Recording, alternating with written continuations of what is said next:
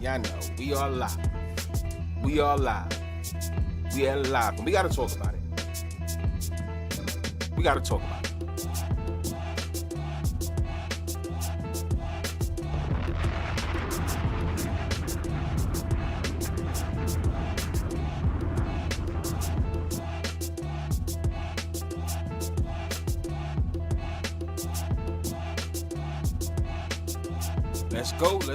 Let's go.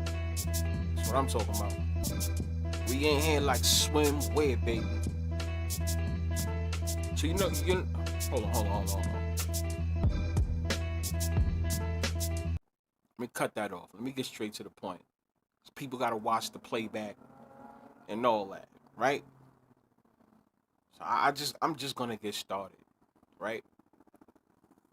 This live, you see the title, Michael Jordan was perfect.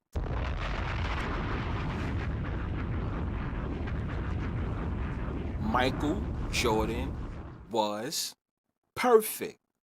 That's exactly what we are going to talk about, right? Most of you may disagree with me, but I'm going to say it. Michael Jordan was perfect.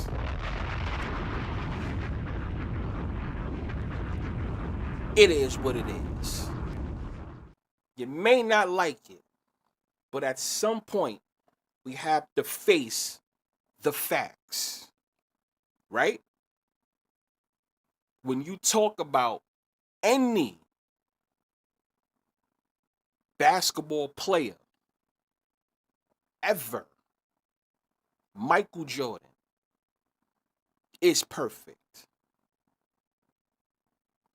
There is no flaw. When I say absolutely no flaw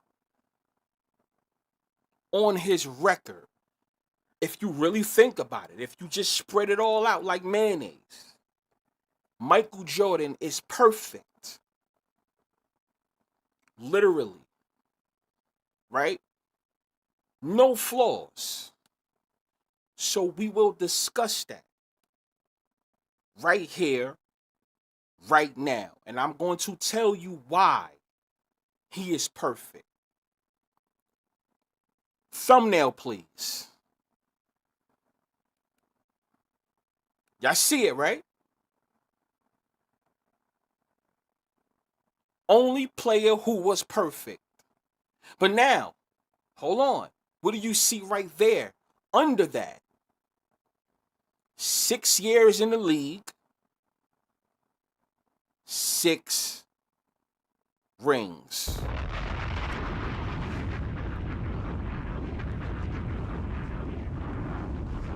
For everybody listening, for everybody that's going to watch the playback, please understand I am not trying to be funny from what I'm about to say.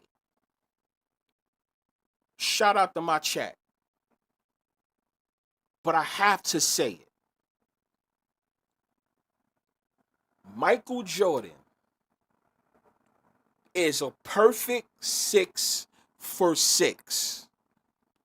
Michael Jordan was drafted in the NBA. What year? Well, you know what? Y'all don't even have to say it. I'll tell you. For anybody that's listening, Michael Jordan was drafted. Let's start it off. Michael Jordan was drafted in 1990. Michael Jordan was drafted in 1990. Yes, for anybody that's listening, you're probably going to say I'm wrong. No, I am not wrong. Michael Jordan was drafted in 1990. That's when he was drafted from North Carolina. That's when, and matter of fact, Michael Jordan played 4 years in UNC. He played, what was it, for Dean Smith, right? He played 4 years for North Carolina. He won 4 national championships. Michael Jordan won 4 national championships, right? Never lost a game in college, right? He came into the league in 1990, right? That same year in 1990, Michael Jordan got drafted to the Chicago Bulls in 1990, right? And he led the Chicago Bulls to their first NBA championship in the 90/1991 season. Not only that, he comes back the next year in 91, right? The first in 1990, 1990/91, they beat the Los Angeles Lakers, right? Then he comes back in the 91 season, right? 91/92 season, and they go back to back by beating the Portland Trailblazers, right? And then Michael Jordan, once again, in the 92/93 season, they go for their first three-peat, and they complete their first three-peat against who? Against Charles Barkley and the Phoenix Suns. Right? Right? So Michael Jordan gets drafted in 1990. Right? He gets drafted in 1990. He wins rookie of the year. Chicago Bulls go 82-0. They don't lose a game. The second year, same thing. MVP. He doesn't lose or nothing, right? Now the third year, they complete the three-peat, right? Now Michael Jordan. People got to understand, Michael Jordan was so perfect. Michael Jordan was so perfect that guess what happens? He says, I'm not playing no more because there's no competition. That's what LeBron fans don't understand. LeBron fans fail to realize how perfect and good Michael Jordan was because he was so good that after that three-peat, there was no competition. No competition. He had to retire. He had to retire. Right? So 3 years in the league, 3 championships. Already. Third year. Calls it quits. Too easy. Okay. He wants to do the whole baseball thing. Right? Blah, blah, blah. We're going to talk about what happened in between. But okay, Michael Jordan comes back. He comes back. The 95, when he came back in 95, remember that never really existed. That's not real. That's not the 95/96 season, right? Seattle Supersonics, Chicago Bulls, NBA Finals, right? That's the whole the quote unquote 72-10, but technically it should have really been 82-0, right? Boom. Michael Jordan carries them to another NBA Finals. That's when he wins his 4th NBA Finals. So his Michael Jordan's 4th year in the league. Now, anybody watching, please understand, this is Michael Jordan's 4th year in the league. His 4th year in the league, he wins his 4th NBA championship. Boom. 5th year in the league. 96/97. Oh yeah, Michael Jordan also got MVP in the 95/96, right? And then 96/97 now. Michael Jordan goes for 5. I'm going to say Michael Jordan and everybody else because everybody else didn't count. Dennis Rodman did not count. Scottie Pippen did not count. Those guys absolutely did not contribute anything to Michael Jordan's legacy. Let's get that straight. So all that talk about the Phil Jackson, about his squad, the Steve, what is it? John Paxton's, the Steve Kerrs, the Tony Kukocs, the Scottie Pippens, right? The Cartwrights, the Wenningtons, the Wennington. I'm talking about Dennis Rodman, the Horace Grants, B.J. Armstrongs, and they don't count because really it was Michael Jordan. So now, back to what I'm saying. So now Michael Jordan goes for number 5 in the 96/97 season. Oh, he does it against the Utah Jazz. So Michael Jordan's 5th year in the league. He wins his 5th NBA championship. That's the problem with LeBron James fans. They are upset. Because Michael Jordan, 5 years in the league, he wins 5 NBA championships. Okay, now it's time to go for the second three-peat. What happens? Does Michael Jordan fail his 6th year in the league? Because that's what we're talking about, right, people? His 6th year in the league. Michael Jordan's 6th year in the league. What happens? Not only that, not only him beating the Utah Jazz in the 96/97 season, he beats the Utah Jazz in the 97 and the 98 season in a rematch, and now he completes the three-peat for the second time. So Michael Jordan, aka number 23, right, is going to three-peat twice. 2 times he three-peats. Number 23, 2 times he three-peats. Michael Jordan, 6 years in the league, he wins 6 NBA championships. There's nobody ever that will ever be better than Michael Jordan. Are you fucking serious? That's what LeBron fans have to understand. That's what I don't know, Magic Johnson and Larry Bird fans have to understand. If you're an older guy, I don't know if you like the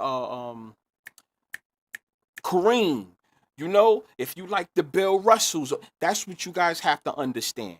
6 years in the league, 6 NBA championships. There will never be anybody better than Michael Jordan ever.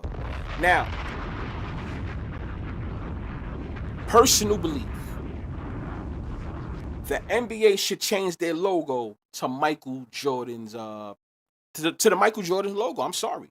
The Jumpman logo might as well be an NBA logo. Because this man is perfect. He's never lost a game.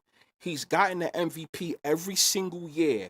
He's gotten the NBA championship every single year. Shit, when he was in college, he won 4 championships, right? He got the rookie of the year, right? This guy leads the league. He's an all-time scoring leader. Michael Jordan is number 1. You can go check the stats right now. Michael Jordan is number 1. There's nobody. LeBron James is right under him. Michael Jordan's first. And it's going to stay that way. It's going to stay that way forever. It just is what it is. A lot of people have to realize that.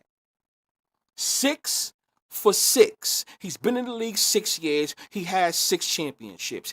Michael Jordan was drafted in, for anybody that just came in, you guys already know, Michael Jordan was drafted in 1990 and won.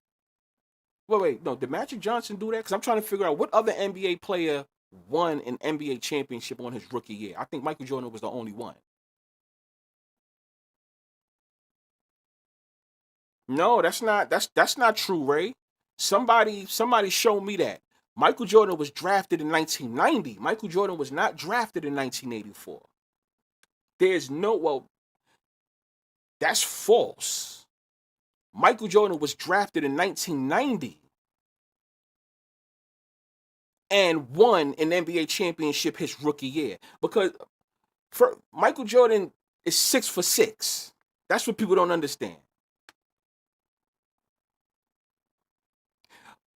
The Wizard stuff don't count. Michael Jordan, that technically doesn't count. Anything that Michael Jordan, quote unquote, done, anything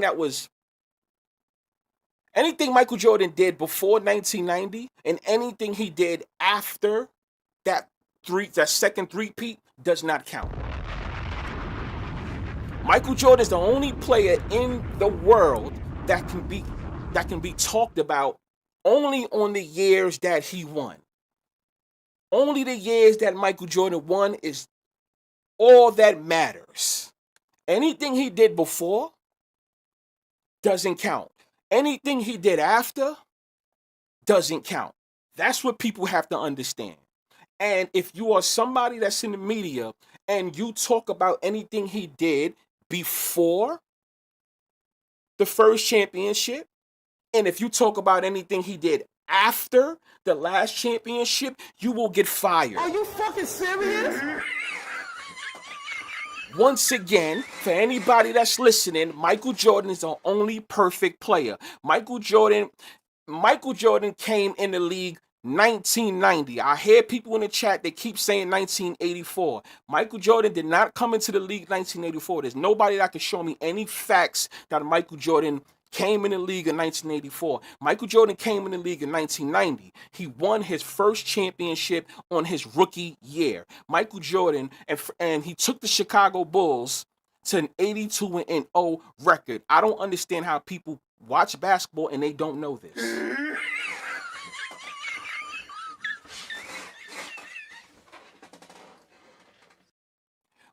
Nothing counts. 91, 92, 93. 95, oh, but no, 96, 97, 98. 6 years in the league. You play 6 years in the league, and you also win an NBA championship every single year that you played in the league. 6. No one. That's the reason why they always talk about Michael Jordan being 6-0. LeBron James fans have to understand that. If you are not a LeBron James fan, if you are a fan of anybody else, then you just have to understand that it is what it is. Michael Jordan played in the 6 years. 6 years. Anything else doesn't count. Anything else doesn't count. And that's what people don't understand. Now, if you want to do the math on how many points Michael Jordan has scored in his lifetime, well, then let's do the math on that. Michael Jordan only really scored 14,804 points. That's all he scored. Remember, people, anything else before the first championship does not count. Anything after the second three-peat does not count. 84 doesn't count. 85, 86, 87, 88, 89, none of that counts. None of it counts at all. So I don't know why people always talk about that. Well, no, matter of fact, they don't talk about that. They don't talk about that. That's my whole point.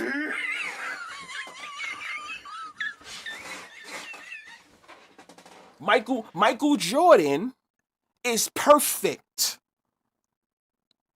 That's the point. And let me say this. Let me make this disclaimer for anybody that's going to watch the playback and anybody that's watching now. I am not one of LeBron James' fanboys.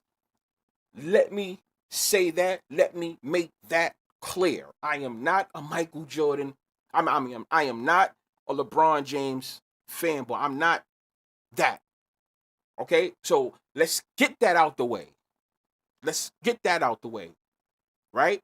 But if you pay attention to the media, especially lately for some reason, or if anybody has Twitter, I've never seen so many people talk about Michael Jordan being so perfect, but they always have to insert LeBron James in the conversation, which leads me to believe that I think people are intimidated that the GOAT will be fading sometime very soon. Are you fucking serious?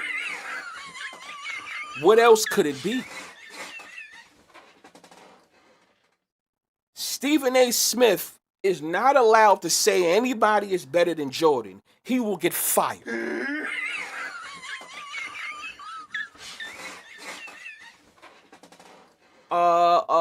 Anybody else in the media, all the other former players that have podcasts, they are not allowed to say anybody else or they will get fired.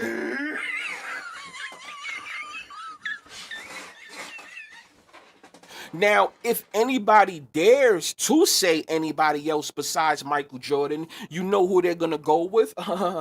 Drum roll, please. Los Angeles Lakers, Kobe Bryant. That's the closest that they'll probably get to if they're not going to say Michael Jordan. This is what people have to understand. Michael Jordan is 6 for 6. Anything he has done before his first championship does not count, does not need to be spoken about. Anything that happened after the last shot in 98 does not count. It does not need to be spoken about. He went to 6 finals.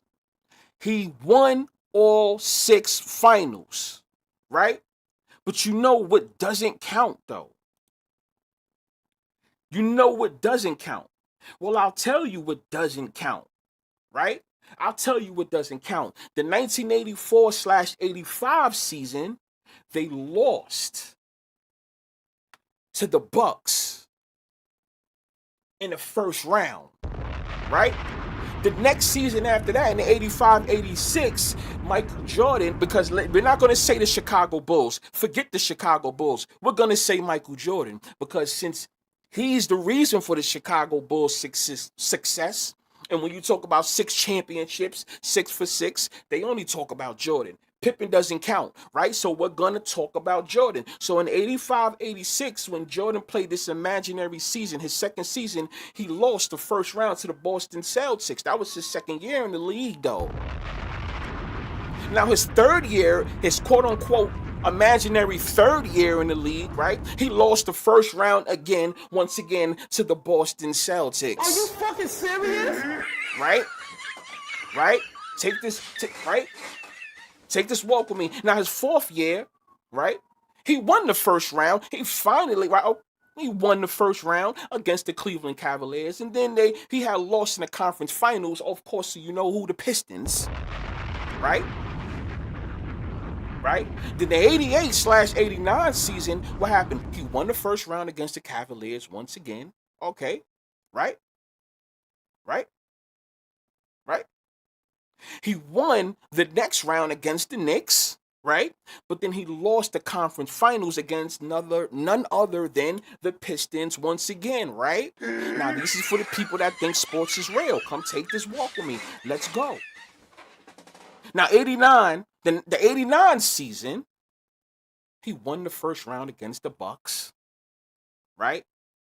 Now, when he finally lost, he had lost against none other than the Pistons again, and the conference finals. Are you fucking serious? That's the 88/89 season. See, now all of that, what I just spoke about, doesn't count. None of that counts. All of that is null and void. You want to know why? Because Michael Jordan is 6-0 in the NBA Finals. Anything he did before that, failing to reach the NBA Finals, it doesn't. We can't talk about that. We can't talk about that. We can't talk about that, right? We can't talk about the we can't talk about when he came back in 1995. I think last live I had spoke about that, right? In March he came back in 1995, and I think he lost to the Orlando Magic. Shh. Shh. Shh. It doesn't count, and it never existed. Don't speak about that. Don't ever speak about that. Now, the last shot was in 98, so he comes back. Right? He quote unquote comes back. Oh, shit. What happened though? He goes to the Wizards, right? He comes back and he plays for the Wizards in what, the 2001/2 season and the 2002/3 season, right? So he just came for 2 more years. I mean, that's what I was told. I don't know. And he can't, and he played for the Wizards because he came back at 38, right? He came back at the age of 38, right? No excuses with that. I don't want to hear nothing about somebody being old because I'm not a LeBron James fan, but last time I checked, LeBron James, right? If this is real, because I love saying that, if this is real for all you people who think this is real, well, LeBron James he's 40 though, whether you like him or not, because once again, I'm not a LeBron James stan, but I'm confused because why is LeBron James doesn't have to be the first option, but why is he playing the way he's playing? But Michael Jordan was so good. I'm confused by that. Michael Jordan was so good, so perfect, so everything. Why the fuck did he come in at the age of 38, and he was struggling. It doesn't matter what team he was on. I don't care if it was the Wizards. I don't care if he went back to the Bulls. But Michael Jordan, the Washington Wizards should have at least made the playoffs, though. Are you fucking serious? I don't know. I'm just the guy right here with the microphone. But the people that say this is real, right? And the people that really think Michael Jordan was the GOAT, which is that's your opinion. What is the excuse for forget? Why couldn't the Wizards at least go to the playoffs? That's what I'm saying. Forget win the championship. Why didn't the Wizards go to the playoffs when Jordan was 38? He was well seasoned already. It's not like Michael Jordan has never retired and took off 5, 6, 7 years. If you think about all the times he retired, they were short layoffs. I'm sorry, guys. I'm still here. They were short layoffs. So I'm wondering, like, at the age of 38, you can't get your team to a playoff spot, the number 8 seed. What's wrong with that picture? For everybody that's listening that say sports is real. Sports is real.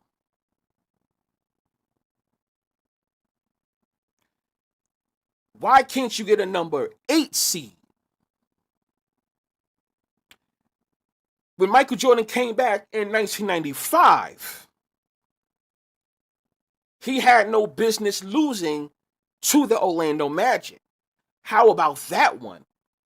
For some reason, it's almost impossible to find that footage. Now I can find that footage. I'm pretty sure if you guys do a deep dive, you can find that game. But it's not like it just comes up in an algorithm like that. I know, I tell you this, a couple of years ago, it was hard to find that game. But it's YouTube, and all the people that tried to block it, you can only do so much, so it's gonna pop up, right? So it's there. 1995. See, remember, you retired in 93 after you won the championship. You come back March 19th of 2005. That's a little bit of time off. Why couldn't you bring the Chicago Bulls to yet another NBA Finals? Are you fucking serious? Or does that not exist? Does that not exist?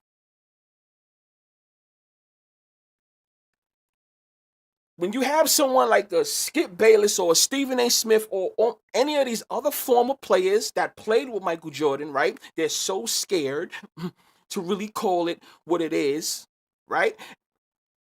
I wonder, for everybody watching, shout out to my guys in the chat, shout out to anybody else that's watching. You could be anywhere in the world, but you here with me. But I have to ask these questions. I wonder, right? Now let's just go with the premise that sports is real.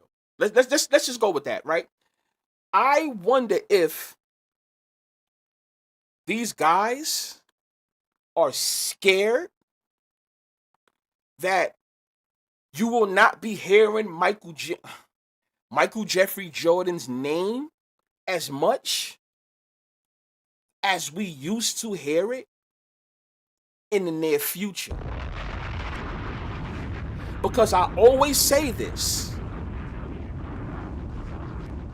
All of you guys, depending on your age, right? Depending on how, maybe the age of your father, right? Or even your grandfather, right? We're not gonna say the woman, but let's stick with, the grandpops, the uncles, the great uncles, whatever.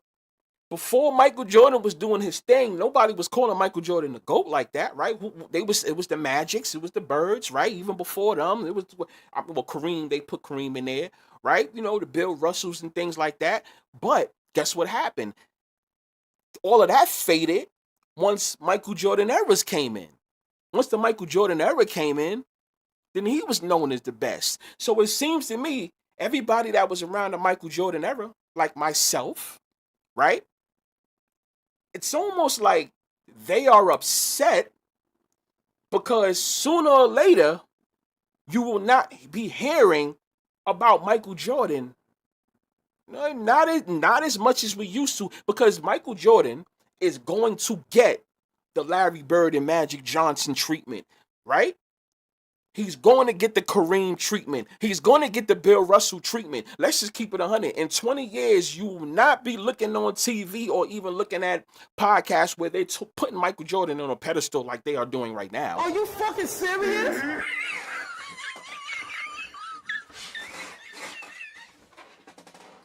You see what I'm saying? And I have to let it be known once again, if anybody just came in again, I am not a LeBron James fan. I am not defending LeBron James at all. Right? And the only reason why I'm bringing up LeBron James is because he's the new guy. Let's keep it 100. Everybody has their era. After Michael Jordan, remember, the year Michael Jordan retired, that's when LeBron James was drafted. Jordan did the 02-03, right? 03 is when LeBron James was drafted. Michael Jordan had to go out. They was not. You think the NBA was gonna make Michael Jordan play at least one more year in LeBron James' rookie year? You know damn well they wasn't gonna do that. They're not gonna let Michael Jordan get embarrassed. Because let's keep it 100. On Michael Jordan Wizard days, last time I checked, they had Kobe Bryant spanking his ass. Are you fucking serious? Right? Y'all don't remember that Wizards game, the Wizards versus the Lakers, what Kobe Bryant did to Jordan, for those who think it's real? It looked embarrassing. It looked pitiful. Michael Jordan looked pitiful. You need to retire. So if they're going to do that, they're not going to let LeBron James come in and embarrass Michael Jordan as well. So you still got Kobe in the league, and then you got LeBron coming in. Jordan, you gotta go.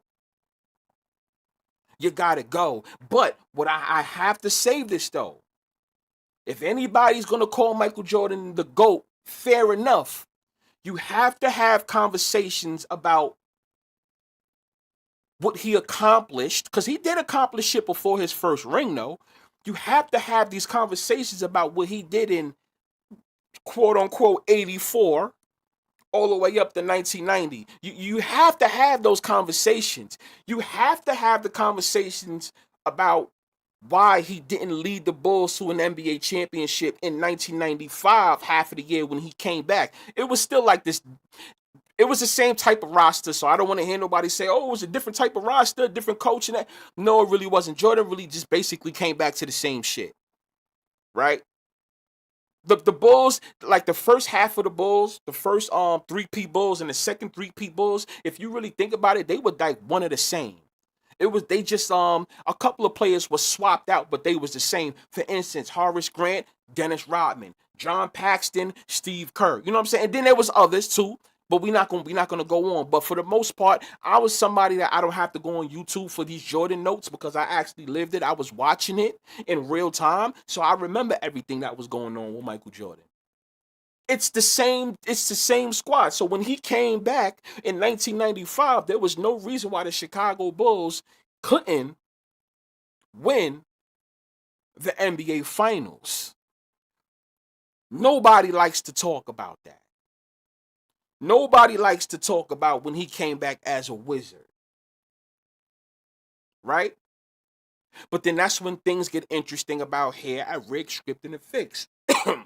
Because when I look back at it, shout out to my guys. Yeah. Ron Harper, yes. And Ron Harper, who did he replace? He replaced somebody that was just like him. Because Ron Harper really did his thing on the second half of the Bulls, not the first half. I can't. Shit, it's off the top of my head. I can't remember off the top of my head, right? Well, shit. What I was gonna say. So the Wizard. So he failed. He failed to do it with the Wizards, though. He failed to do it with the Bulls. If we have this conversation, though, you have to talk about everything. Michael Jordan as a whole. We have to be fair, people. Because if people want to talk about LeBron James' failures, which is cool, y'all can say it all day. I don't give a right? But you have to talk about Michael Jordan failures. If Michael Jordan was in the league 14/15 years, there's no reason why Michael Jordan doesn't have at least 10 rings. We putting him on a high pedestal. We're putting him on a high pedestal. He was this, he was that. It's not nobody else's fault that Michael Jordan was smoking cigars. It's nobody's fault. That's nobody's fault Michael Jordan was smoking cigars. Right? That whole gambling situation, those who know, that was a true thing. A lot of people don't like to speak about it, but that was a true thing. It was too much out there that you really couldn't hide it. It was out there. We know the NBA told Jordan you need to retire after that three-peat, you gotta retire. We all know that was fake. It was because of that whole gambling situation. Retire. But the thing that happened with your pops and all that, let's use that as an excuse. You know what I'm saying? And you know, I don't like speaking of the dead. I don't like going there. But you know, I remember that whole thing. Oh, you know, my father always wanted me to play baseball. Yeah, you guys remember that? I do. I remember that. My father was a baseball guy too. He always wanted me to play baseball. But yet, you made sure you went into the NBA. You didn't go try to play baseball prior to the NBA. You went into the NBA though. You got drafted from North Carolina to the Chicago Bulls. Right? Them years when I wanted to be like Mike and all that, when the shoes came out and shit like that, baseball was no discussion. Right? Baseball was no discussion. But after the tragedy of his pops, which was a huge baseball fan, right? Then all of a sudden Jordan, quote unquote, wants to retire and make his pops proud after his pops passes away to go play baseball instead of doing it while his pops was still alive. Y'all don't find that funny? Y'all don't find alive funny? And what I mean by that is you don't think the NBA set this whole thing up?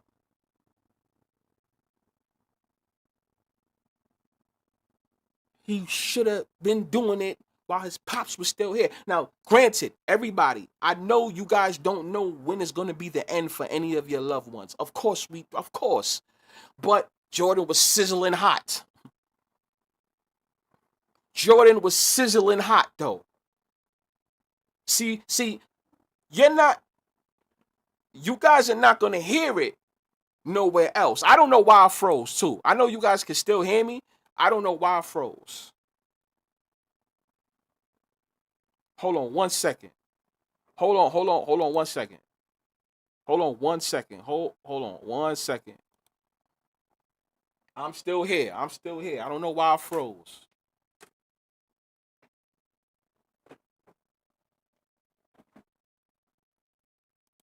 Shit. Well, anyway, let me do this first. Yeah, you guys still hear me? Yeah, you still hear me. Hold on. All right, maybe that should fix it. I'm still here. Like David Stern. I do think that Michael Jordan's career was a myth too. No disrespect. I do think Michael Jordan's career was a myth. To me, I feel like it was.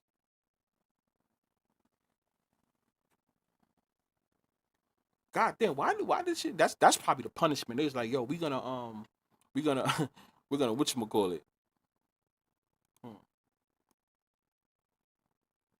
Still here. Y'all still.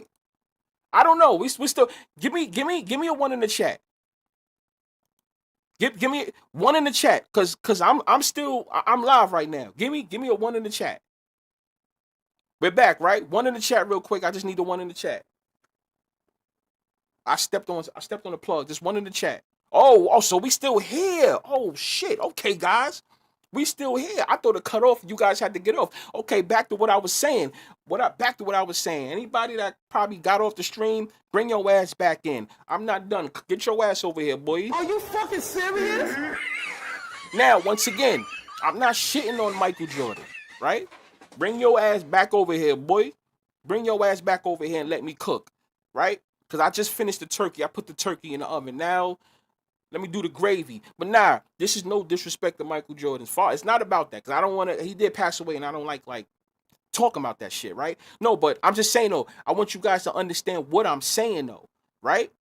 If baseball was so important to Michael Jordan, why did he retire after he won his third championship? I would have retired earlier than that. Or like if it was very important to a family member of mine, shit, I thought I would win the first championship. I'm like, yo, I did it. I'm already on top of the game, right? He was the face at around that time. So you're gonna win 3 rings. A tragedy happens. Now you wanna retire. Baseball doesn't work out for you, and then you come back and you think nobody's gonna find out about the gambling, that whole gambling scandal and that whole gambling shit you've been going through, right? Now, once again, I'm not capable for LeBron James, but don't think LeBron James time ain't coming either. It's just gonna be differently from Michael Jordan. Everybody's not gonna get the same. I don't want to say punishment, but it's gonna be different for everybody. Just like I'll say, the whole Diddy situation is not gonna happen to Jay-Z. Trust me, Jay-Z's the face. You guys get what I'm saying, right? If Jay-Z's the guy, his is gonna be different from Diddy's. It's the same thing. LeBron James is gonna be different from Jordan. It can't be the same play all the time because then that just makes it too obvious, right? But that retirement right there was suspect. As soon as you came back, you should have won, right? Now, let's also go with if NBA was real, if the NBA was real, there to me, right? Let's just keep it 100. For all you guys, you may not agree with me, right? I like Houston, Bill. I was gonna roll with. I know earlier I spoke about Illinois or whatever, but I have this thing now that they're meeting Houston, but we gonna talk about that after, right? We're gonna talk about that after. Shit, fuck, I was saying that threw me off, right? No, but you got Michael Jordan. He has to retire, then he comes back. He should have won the championship in '95, but they avoid. Michael Jordan go to the championship. If basketball was real, there's no way that the Chicago Bulls would have beat the Houston Rockets. Are you fucking serious?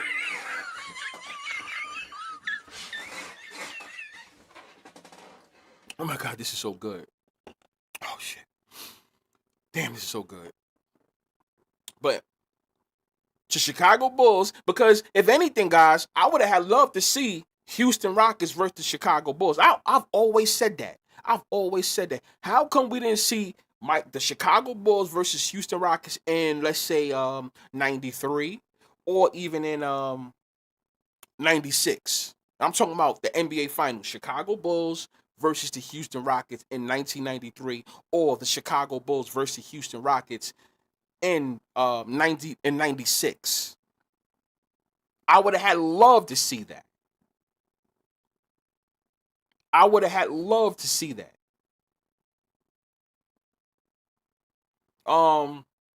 Yes, and LeBron James, his give back is gonna be something. It's gonna be something. We just have to I'm not gonna say wait and see. I don't like to say that, but some people feel like it might have to sacrifice a loved one.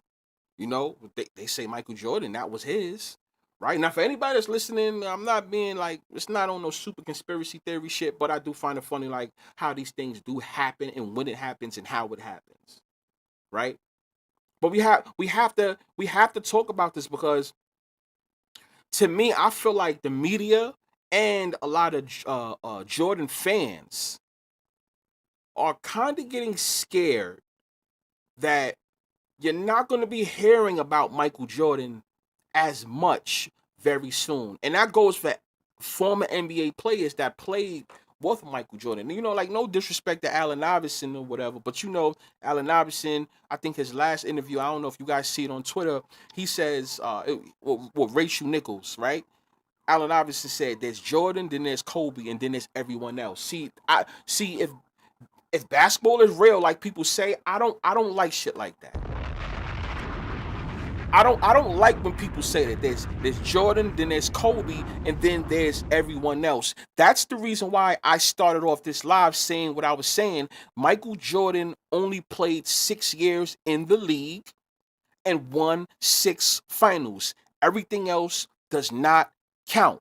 Michael Jordan was drafted in 1990, and that's when he won the championship. That's why I say that, because for some reason, anything that he's done from his rookie year to before he won that first championship against the Lakers, people seem to discount that.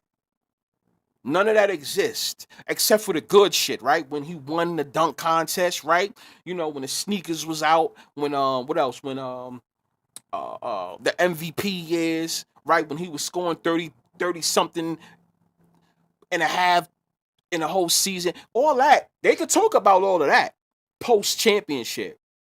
But all the times your ass got knocked out in the playoffs against Larry Bird or the Celtics, you know, shit like that. Oh no, don't talk about that. Are you fucking serious? It's because he didn't have this. It's because he didn't have that. Michael Jordan didn't have this. He didn't have that. I don't give a fuck about when he ain't have. Y'all keep talking about him like he the GOAT, right? Show and fucking prove. You should be able to do it by yourself anyway. It shouldn't take Scottie Pippen to come join your team, and then now all of a sudden you can win 6 NBA championships. I'm so sorry. People have to stop discounting Scottie Pippen. I'm not going to lie. Not used to him. When I grew up watching the Bulls, because I watched it in real time, I'm glad I got to be around that era when I got to watch it. I'm not going to lie to you, and this is no hating shit. And I promise you, I'm telling the truth when I say this.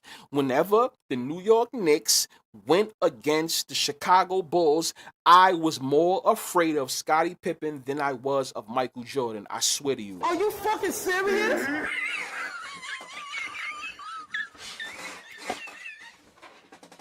I was scared of Scottie Pippen more because of what Scottie Pippen was doing. To me, Scottie Pippen was an all-around better basketball player. That's just how I feel. People have to stop acting like Michael Jordan was a better defensive player than Scottie Pippen. No, the fuck he was not.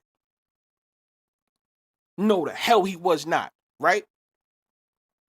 No, he was, from what we saw. And then everybody that's watching, once again, I'm going by what you guys say. Basketball is real, right? So let me cook. Listen to what I'm saying, right? If all of this was real, you cannot tell me Scottie Pippen was not a better defensive player than Michael Jordan. People. You know how people make the argument about the reason why LeBron James passed Kareem, passed Jordan, passed Karl Malone. He passed everybody. You know the reason why people have a problem with that? Because they always run with the narrative. Well, Michael Jordan, not Michael Jordan, LeBron James played 1,000,000 games, so of course he's going to pass the scoring title. Look at all the games he's playing, right? Fair enough, fine. But if you want to go with that, then let's talk about what made Jordan so quote-unquote great. Right? You know why people say Michael Jordan was so great? It was because the motherfucker was shooting damn near 100 shots every single game. Eventually some's gonna go in, right? Eventually he's gonna end up scoring 31 and a half game, 31 and a half, 32 and a half, 33, shit, 35 and a half points per game a season and shit like that. That's the reason why. You're shooting 100 shots a game, damn near. So of course it's gonna look good. So the same thing goes with the same shit that they saying about LeBron James. Like, oh, LeBron James plays so many games, right? So that's the reason why he passed Kareem, and that's the reason why he passed Karl Malone. That's how he passed Kobe. That's how he passed Jordan, and so on, right? Well, it's the same thing with Jordan. The reason why Jordan was able to get all these accolades and shit like that is because Jordan is shooting 100 fucking shots a game. A lot of people act like Michael Jordan was going 20 for 23 or 20 for 24 on a court. No. I'm watching in the real time. Michael Jordan be going like 13 for 45, 13 for. Go ahead and check the stats. I'm not making it up. You shooting all those shots, of course it's gonna make you look good though. But you never see the shots where he missed though. You go on YouTube. Tell me how many videos can you find of Michael Jordan missing?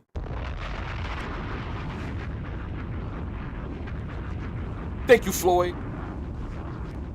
Thank you, Bobby. You see what I'm saying? What up, Swag? What up? Come on now. And once again, people, for anyone that's listening, I'm not hating on Michael Jordan. But yet, 12 for 40. Come on. Come on now. Come on. Bro, you're shooting all these shots.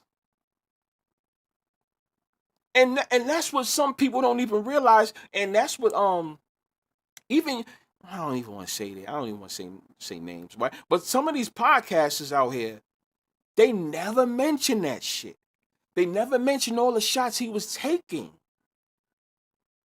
Now, granted, yes, he's the face. You want to see Michael Jordan shoot more. Oh, okay, fine, right? But if this is real, like a lot of people say it is, there's no reason why you going 12 for 40. Why are you missing so much?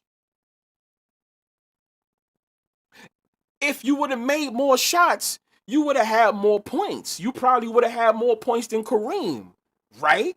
Why are you missing so many shots if you just that good? I'm sorry, people. If it wasn't for Scottie Pippen, there would be no Michael Jordan. For all those who assume basketball, or sports in general, is real. I'm sorry. Are you fucking serious?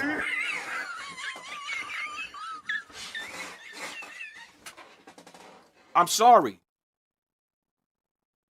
I'm sorry. I got to watch it in real time. That's the reason why it took me so long to really make a Michael Jordan like live. If you guys notice, I never really did a Michael Jordan live. It's ridiculous how they bring this narrative that he was just so perfect. Do I wear Jordan kicks right now? Yes, the hell I do. You know the only kicks I have now left? It's the Jordan 3s, you know, the white cements, the black cements, and the bread 11s. Those are my three favorite. I'll tell you guys, if you ever see me in person and you see me with shoes, you're gonna see those on my feet. Those are the only joints I wear from now on. If I have to get a new pair, right, a fresh pair, those are the only ones I wear. So yes, you will see J's on my feet. I grew up in that era. That was my era. The Jordan 3 cements, the Jordan 3 black cements, and the Jordan the bread 11s. Those three. I wear those. Those are my kicks, right? So don't get me wrong. I'm not gonna shit. I'm not just like shitting on MJ, but this narrative, you gotta stop this whole narrative that he was so perfect. Y'all gotta stop that. I don't know if once again, I don't know if it's because people are scared. They're scared of what's gonna happen very soon, that nobody will be talking about Michael Jordan. Okay, Floyd with the Jordan 8s. Yeah. The bread Jordan 8s. Right? Those, to me, I remember those. Right? But I don't know. Like, is that what people scared of? Because once again, think about it, y'all. Okay, so, you know, Twitter. Because that's when you see the narratives the most there. Right? The next 10 years, you're not going to be talking about MJ. You got how many people has been passing Michael Jordan records these last couple of seasons besides Braun? Didn't KD just pass Jordan, or he's about to pass Jordan? Somebody in the comments, please let me know, because I know he was on pace to pass Michael Jordan, right? Did he pass it already last game, or he's about to pass it in the next game or some shit like that? Because somebody in the chat, please let me know. Shout out to my guys in the chat.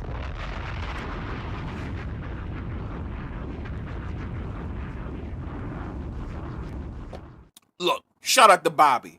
Bobby just said KD passed him. Are you fucking serious? You see what I'm saying?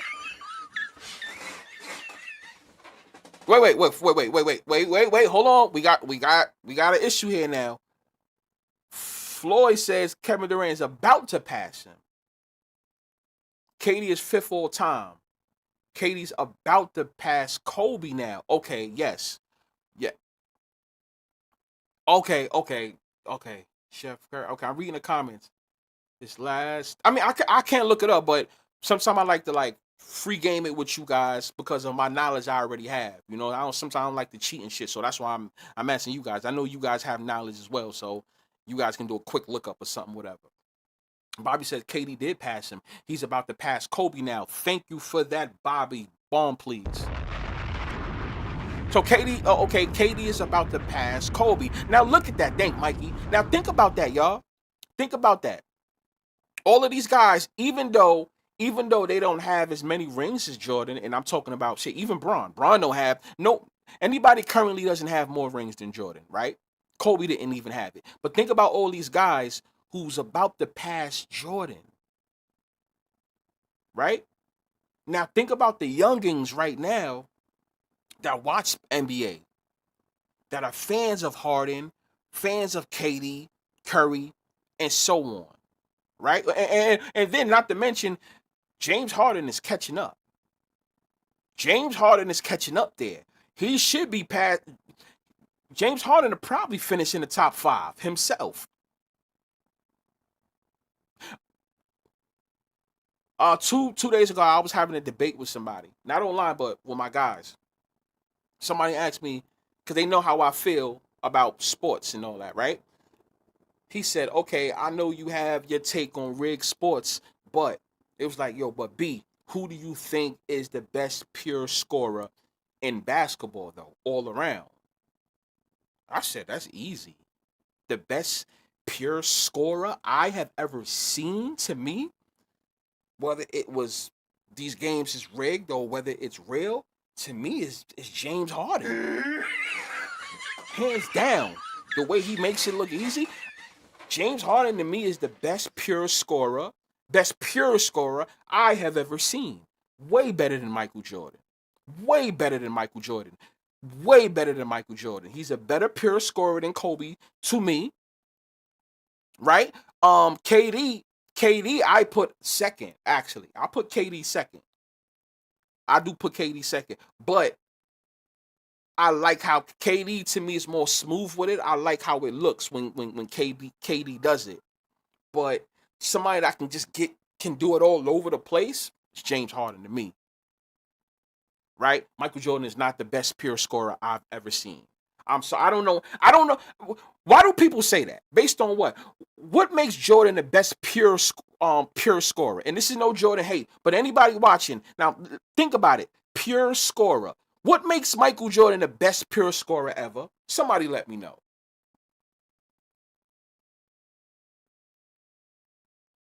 Somebody really let me know. What makes Michael Jordan the best pure scorer? Because you already know people love to say that. Michael Jordan, the best pure scorer, and then okay, since Kobe is a prototype of Michael Jordan, if it's not Michael Jordan, they'll put Kobe.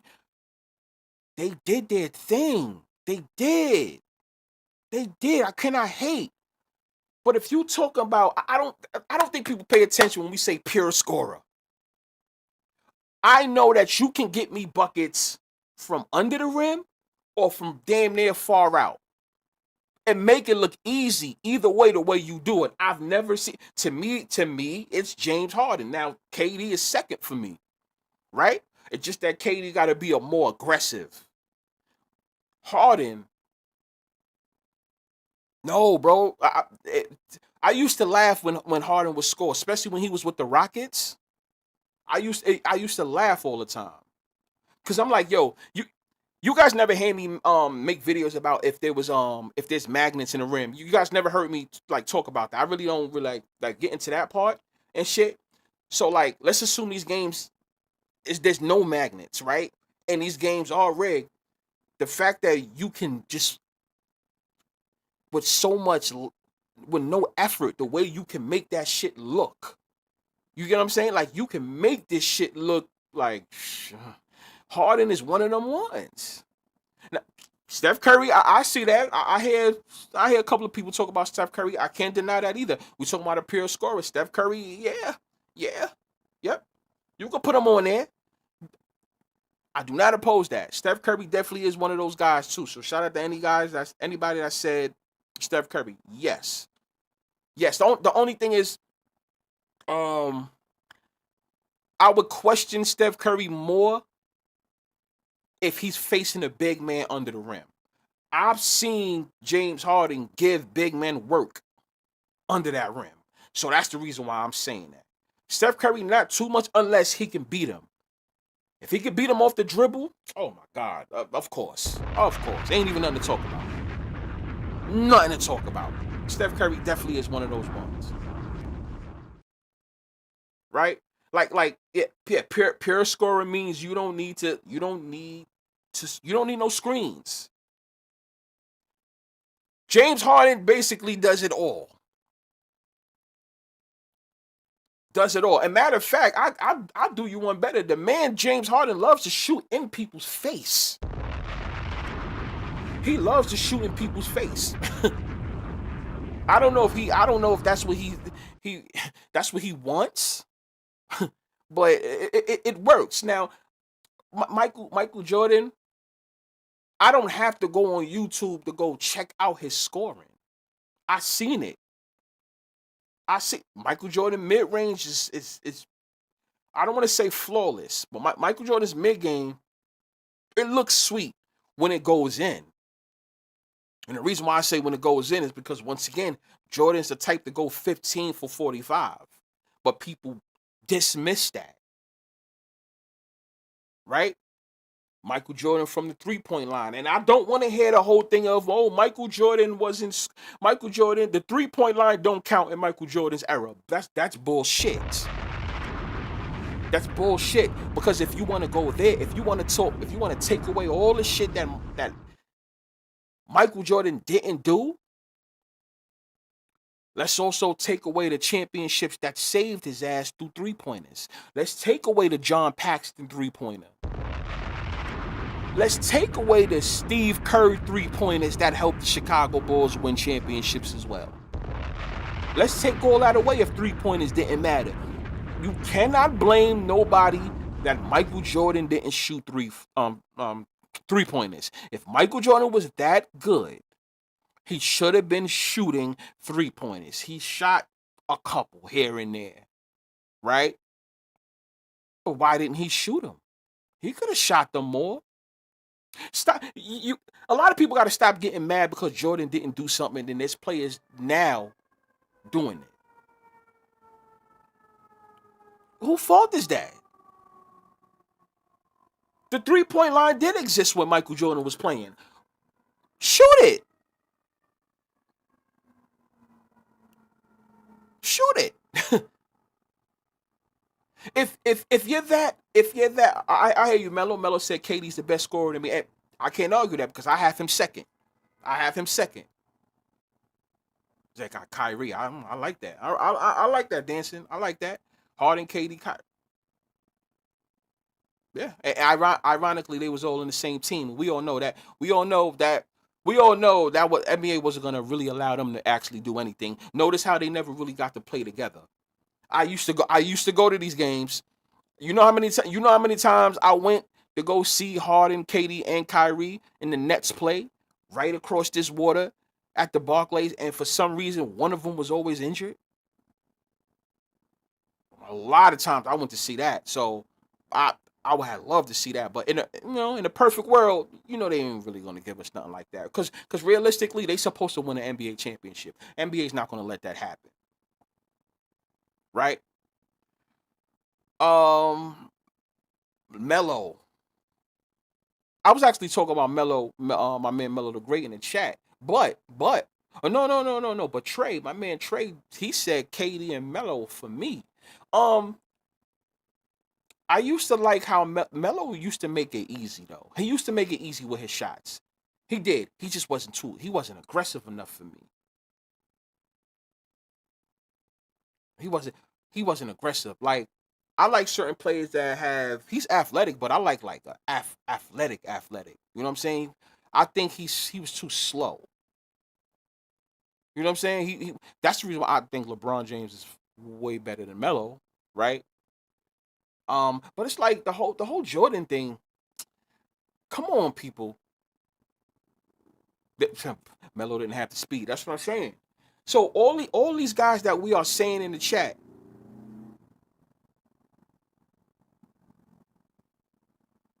yeah, exactly. The fake injury, yeah. Harden being injured, and then if he can play, then your man Kyrie have to sit, and then I remember all those. I used to be disappointed, like, God damn, we can't see none of these three play together, damn near. Like, what the fuck? Ironically, none of those three can play. Yeah, okay, sure, right? But you know, based on all these scorers, now, am I getting off topic? I'm not, because I need you guys to understand this. But everybody we just spoke about, you have to think about the young boys now. You have to think about the young boys that seen Harden, that seen KD, that seen Braun, that seen Curry, that seen etc. They really didn't see Jordan like that. Jordan is more like a myth. You get what I'm saying? Even though, once again, every single one of you guys can go on YouTube right now, right? You can go on YouTube right now and type in Michael Jordan, whatever you want to type in. You're gonna see all that, but it's not gonna feel good to you because you are not seeing it in real time. These young boys got to see all these other players in real time. This is not about if they think it's real or fake. They get to see it in real time. You guys get what I'm saying? So what's gonna happen is we are in 2026. 10 years now, let's just say these guys is how old? These boys is like, maybe let's go with 12, right? They're 12 years old, 13 years old, and shit like that, right?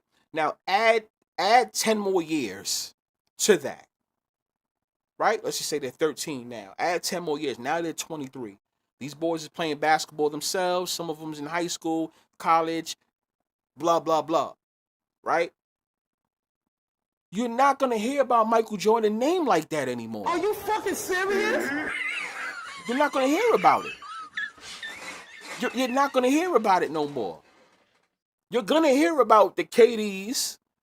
I remember KD was that guy. I remember when Curry was that guy. I remember when Braun was that guy. I remember when James Harden was that guy. Kyrie was that guy. Shall I keep going on? The guys that's playing. I remember when Giannis was one of the. You know what I'm saying? Like think about what I'm saying. Think about that. As years go, these guys are gonna become an afterthought. Michael Jordan, that is. It's gonna become an afterthought, and especially with the fact that I'm gonna top it off too. Michael Jordan acts so much like a myth, he hardly talks. That's another thing. You still have, whether you like it or not, we are in a social media era, right? LeBron James, LeBron James is out there, right? LeBron James is out there. Who else is out there? KD's out there. Whether he have burner accounts or not, he's out there. Curry, all these guys are out there. Michael Jordan acts like he can't speak to people. No, these guys won't be able to engage, or they can't relate to him. Right? Wait, we got a super chat. We gotta acknowledge that. Shout out to Mikey Lynch with the $5 super chat, aka the $4.99. We gotta drop a bomb for your man Mikey Lynch with the super chat. Right? You gotta drop it. And now what he talking about? So your man Mikey Lynch says this. He says, "Hey B, Kawhi over Curry and Harden as an efficient scorer. He has a post-up game and doesn't need screens like Curry or Harden." Hey, gotta give it to him, right? Once again, we're gonna read that again. Mikey said, and guys, I want to know what you guys think of that. He says, "Hey B, Kawhi over Curry and Harden as an efficient scorer. He has a post-up game and doesn't need screens like, I'm sorry, Curry or Harden. What do you guys think of that? Now, when it comes to an efficient scorer, I used to hate Kawhi. Not because I didn't like him, was because I just thought that his shot was so fucking sweet. That's why I used to hate him at first in the beginning, right? It was like a love and hate when he first came in because I wanted to see the Miami Heat lose because I wasn't a Dwayne Wade fan. Never was, never will be, right? So when it was the Spurs and Spurs and the Heat, I was rooting for I'm like, all right, Kawhi, let me see you do something, even though I hate your ass, but your shit's so smooth. And I think Kawhi's a better shooter than Michael Jordan. Especially the mid-range, Kawhi's a better shooter than Michael Jordan. I'm gonna say it again, Kawhi's a better shooter than Michael Jordan mid-range. I'm sorry.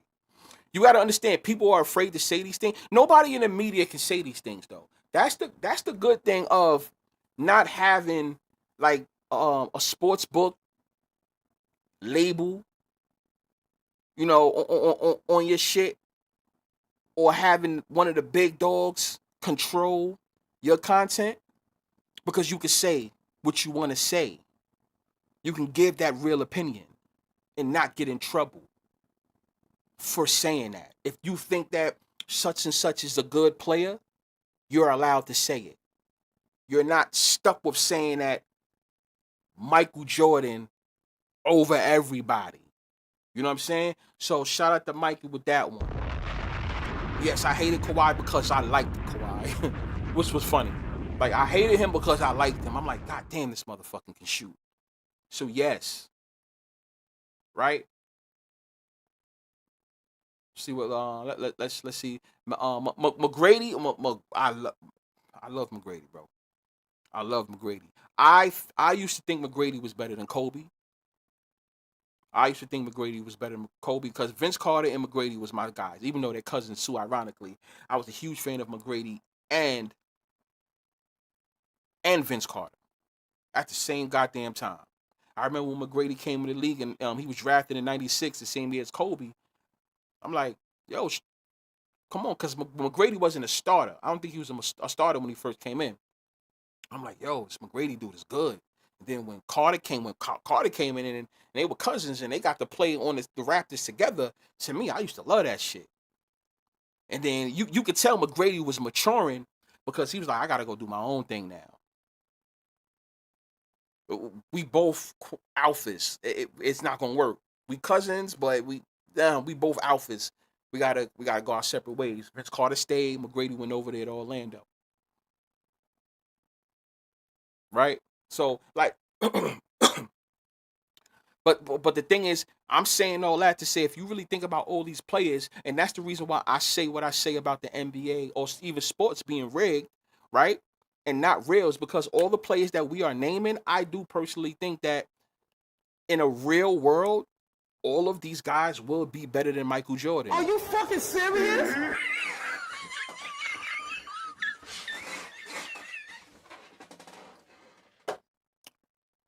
They're not allowed to be. They're not allowed to be. They'll get in trouble. You are not allowed to make our face look bad. How many times we had that conversation, y'all? You are not allowed. You are not allowed to. You're not allowed to do that. We said that plenty of times, right? You are not allowed to be better than the main guy. You will get in trouble, right? Bobby says my dad played point guard. I really didn't see Jordan play. But Bobby, how old are you? Let me know how old you are. Yeah, T Mac was nasty. Bobby says the Spurs probably won it all. You got your man Z9. I'm calling him Z9. It's J though. Z9, aka J. He was like, "What you thinking? OKC back to back." I ain't gonna hold you. I don't know if I can get with that.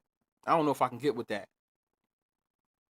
35. Okay, you 5 years younger than me. You turning 36 this year, or you turned 35 this year, even though we already on top. We already on top of the year, damn near.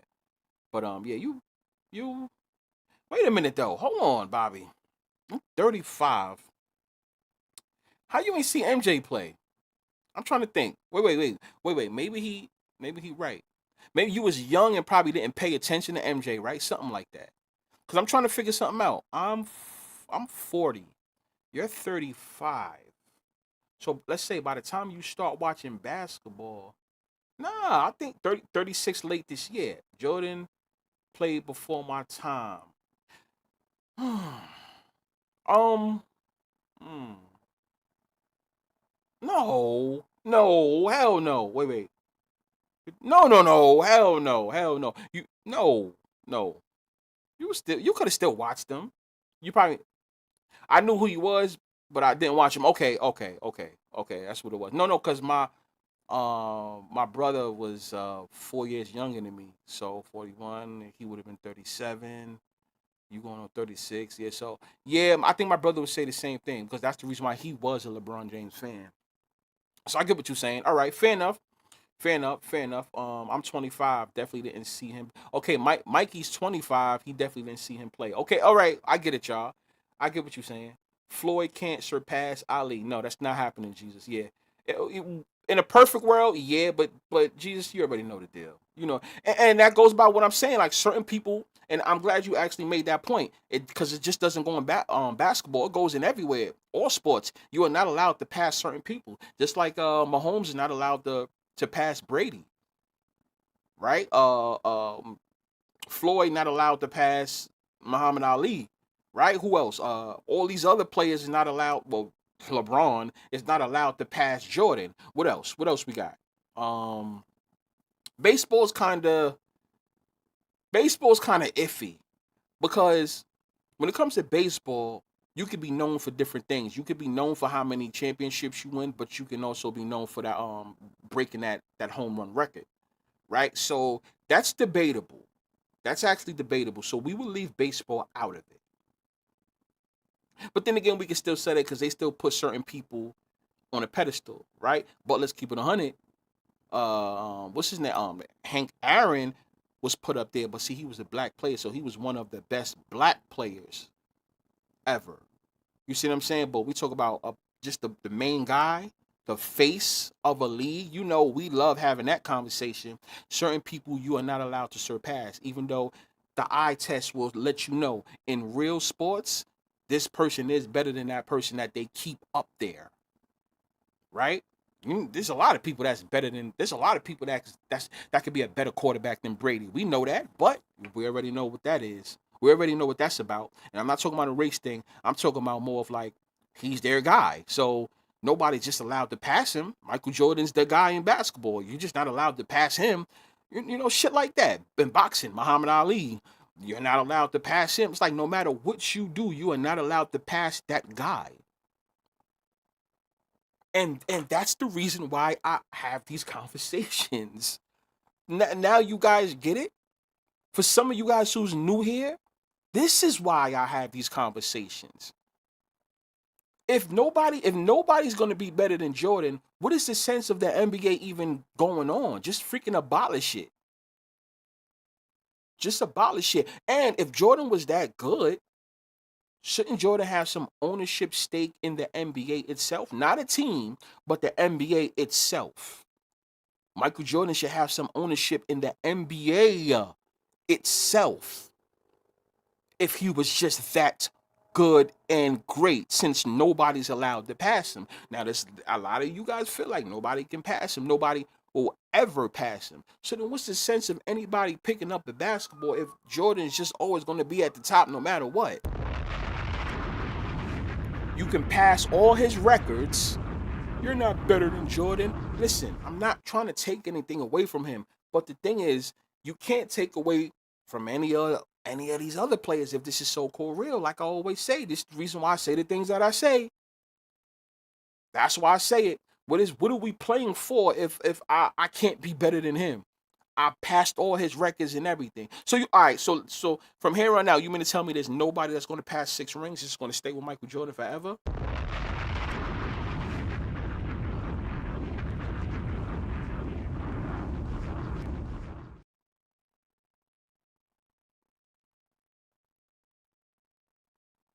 No.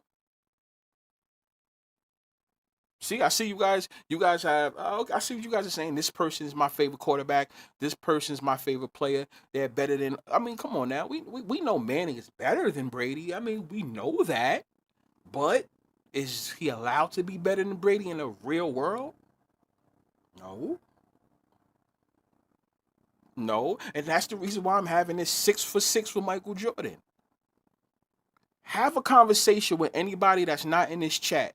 When it comes to Michael Jordan, you're only going to hear about the 6 years.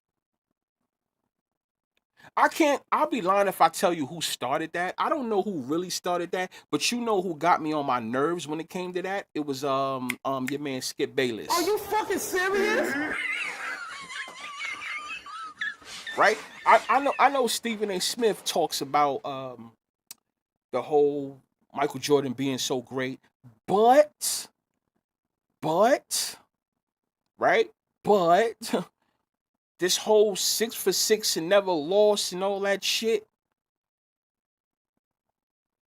Skip Bayless is responsible to me. I think he's responsible for that as far as a voice in the media, because that's all he talks about is 6 for 6, right? But then on the other hand, check this out, y'all. On the other hand, when you talk about football, right? Who's perfect in Super Bowls? Joe Montana. But if you ask Skip Bayless, who's better, Joe Montana or Tom Brady? We all know Tom Brady's record in Super Bowls, right? Tom Brady's 7-3, right? Joe Montana's 4-0. People say that it is harder to get to a Super Bowl than it is to get to an NBA Finals, right? So if you break that down, Joe Montana's 4-0 should stand the test of time. He should be known as the GOAT then, since it's harder to make the Super Bowl than it is the NBA Finals. So if it's a harder achievement and Joe Montana's 4-0, why does Skip Bayless ridicule LeBron James for losing so many NBA Finals instead of just going to NBA Finals in general? Why does he ridicule LeBron James and hold Michael Jordan up, but he doesn't speak highly of Joe Montana, but keeps Tom Brady up there?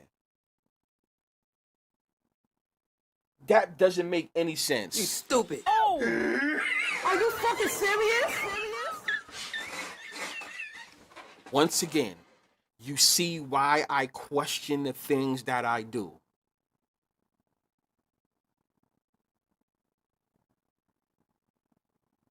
This is why I question the things that I do. It makes no sense. Now, I know some of you may say, Tom Brady is better than Montana.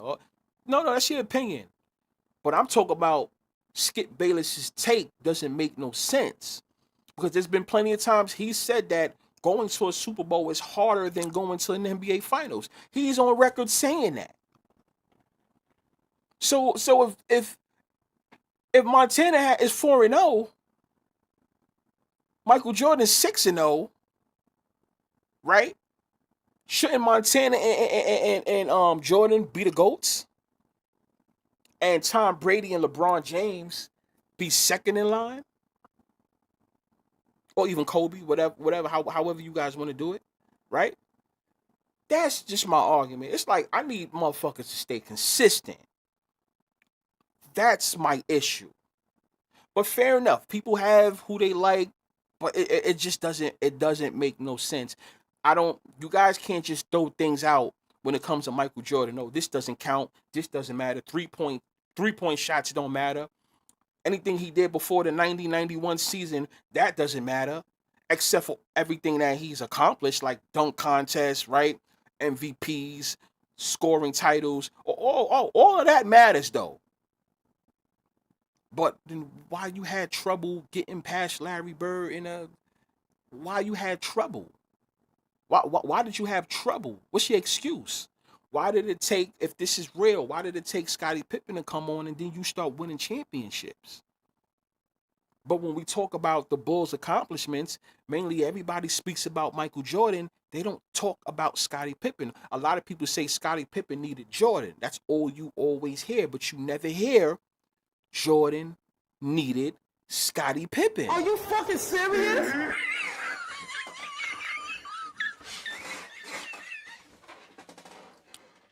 Dancer says, when people ask me who's the GOAT, then what is my response usually? Well, what sport you're talking about? But now, like in today's times, I say nobody. I really do. I honestly say nobody. I say nobody's the GOAT. I say nobody's the GOAT, and that you guys already know who I thought was the GOAT in football. Of course, I was saying LeBron James. I was saying Tom Brady, right? But we all know my new stance, on things. So when you ask me who's the GOAT in football, I'm gonna say nobody. Now, if you ask me who's the GOAT in basketball, I say nobody. I say I don't think anybody was the GOAT in basketball because I need to see how it is in real basketball when nobody's running the narrative. That's the only way we know who's the real GOAT to me, when it's not controlled. When it's not controlled, it's honestly, guys, it is hard to say who the GOAT is when we don't. I can't sit there and really say, this is me. I can't sit there and say sports is rigged, scripted, and fixed, and then say somebody like a Michael Jordan's the GOAT. I want to see how these players play in real basketball without no narratives, without no this team has to win because a tragedy happened in the city and then all of a sudden this fucking player is winning championships and things. It's hard to say who the GOAT is. That's my opinion. I know you guys may not agree with that, right? But it would be crazy for me to say who the GOAT is. Now if you ask me who do I like, that's a different question. Now, if you ask who do I like, I'ma always say my favorite shooter of all time was Reggie Miller. I'ma always say that. Reggie Miller was my favorite shooter of all time. If you ask who's my favorite scorer of all time, I'm gonna tell you James Harden, right? If you ask me who did I love watching, I'm gonna say Vince Carter. You see what I'm saying? But who's the ultimate GOAT in basketball? I actually have none. But if we have to go with, for conversation's sake, right? Who would I put as the guy on top? Whether people like it or not, I would have to say LeBron James over Michael Jordan. Are you fucking serious?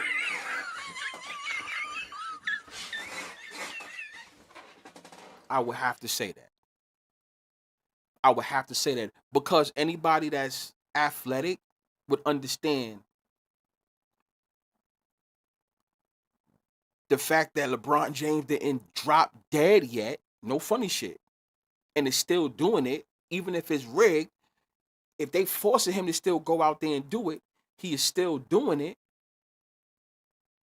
Michael Jordan couldn't do it. You gotta go. We done with you. The new guy's coming in anyway. I don't know if I could put Michael Jordan up there. I think a lot of people put Michael Jordan up there because the NBA pushes it.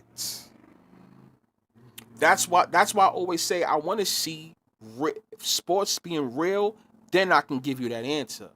Sports being real, Michael Jordan will not have 6 rings, or he will not do a three-peat twice in a row. You guys don't find that funny? You get what I'm saying? Shout out to my guys in the chat. And I'm just being honest. Check this out. You guys, he was horrible as the Wizards. Horrible as a wizard. It was just because he was Jordan. That was the only reason. Let's keep it 100. I had that Wizards jersey, all that. It was just because it was Jordan. But I always go, and I still have to do the live, people, which we're gonna do it this week of the fake dynasties. You got. I know somebody asked when you're doing that. So I'm gonna give you a little sample of what I'm gonna talk about, and I'm gonna talk about just the Chicago Bulls right now. Simple. Should take like 2 minutes right now. Right.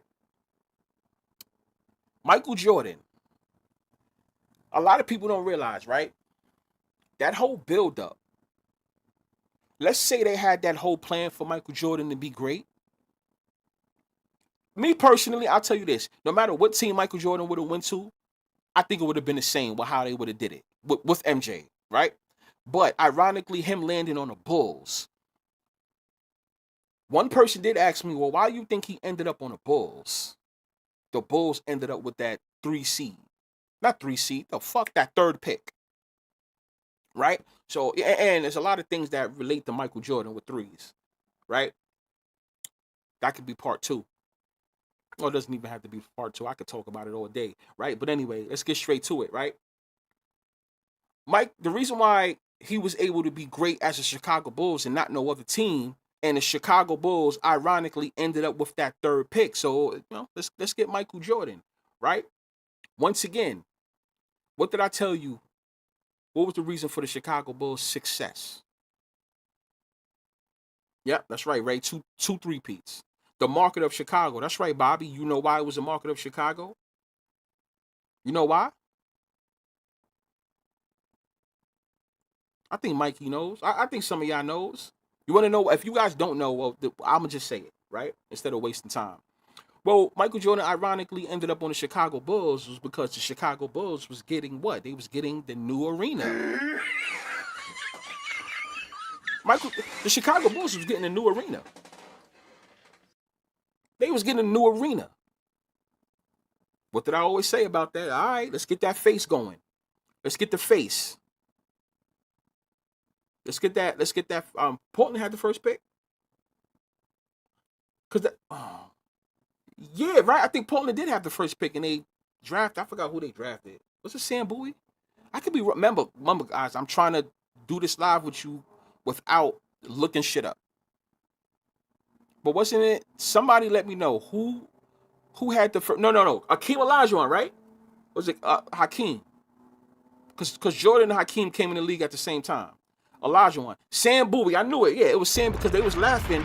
Like they pointing why y'all took Sam Bowie and shit like that. Yeah, Sam Bowie went before. I think Sam Bowie was number 2, right, Bobby? Rockets was number 1. Thank you, Trey. Okay. Yes, the Rockets had got the number 1. Hakeem Olajuwon. I don't think anybody complained about that pick, to be honest with you. Hakeem going to Houston. And then let's keep it 100, people. We all knew that was going to happen because Hakeem played with Houston in college, if I'm not mistaken, right? So we kind of already knew that was going to happen. We've seen that all the time. Somebody gets the overall pick because they actually played for that hometown or some shit like that. Kind of like LeBron James. When LeBron James got the overall, when Cleveland got the overall pick, LeBron James is from Ohio, right? And then, and even though he didn't go to college, he went straight to the NBA. Now he plays for the Cleveland Cavaliers. You get what I'm saying? So the whole Olajuwon thing, we already, that's pretty obvious how that went with Houston. So we kind of knew that was going to happen. So I don't think anybody blamed Houston for taking Hakeem Olajuwon over Michael Jordan. I never heard anybody complain about that. Hakeem Olajuwon to me is my favorite big man ever. Perfect world, he's my first pick as far as a big man. That's another conversation we'll have, right? So let's get straight to it. Yeah, Derrick Rose. So exactly. There you go. You know what I'm saying? So it's like whenever a player is from either he went to college and played there in that city or state, right? Or he's from that city or state, and then ironically, that city or state gets the first pick. You usually know what's going to happen, right? Not all the time, but you know what's going to happen, right? So anyway, with the whole Chicago Bulls thing, Chicago Bulls was planning on what? Getting that new arena. And what usually happens when you get a new arena? The talks in getting a new arena, I want everybody to see to know this too, for those that don't know. The talks of getting a new arena happens maybe at least 10 years prior to it happening, right? It could be 7 years prior, 8 years, 9 years, 10 years on average. So if you really think about it, think about when Michael Jordan came in the league, right? Think about when Michael Jordan came in the league and think about when the Chicago Bulls opened up their new arena. Well, I could break it down for you. See, the Chicago Bulls Stadium, that was the first arena, right? Or not, let's just the one before Michael Jordan, right? Before Michael Jordan came in the league. And I think that was from 1967 all the way to 1994, right? 1967 and 94 was how long it ran, right? That was part of their first three-peat because they won in 91, 92, and 93, right? Boom. Michael Jordan's hot, sizzling. They do that first three-peat, right? You guys don't find it funny that the United Center opened in 1994, and that's the one that they still play today, but it opened in 94. What year did Michael Jordan get drafted? All jokes aside. 94 is when it opened. Michael Jordan got drafted in the win. 1984. Are you fucking serious? Last time I checked, that's 10 years, people. Now, is it always going to be 10 years in football and basketball? Oh, its averages around 10 years. So that average meaning it could be 8 years, it could be 9 years, it could be 10, it could be 11, it could be 12, but the median will be 10. Michael Jordan came in the league in 1984.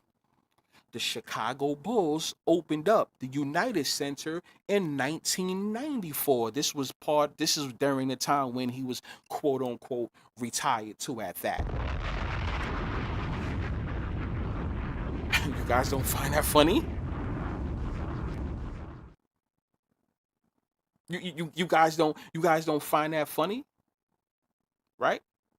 Now, what did I say? They use stadiums. You could look that up too. I don't even have to look it up for you because I know this for a fact. Stadium and arena talks are usually 10 years in advance.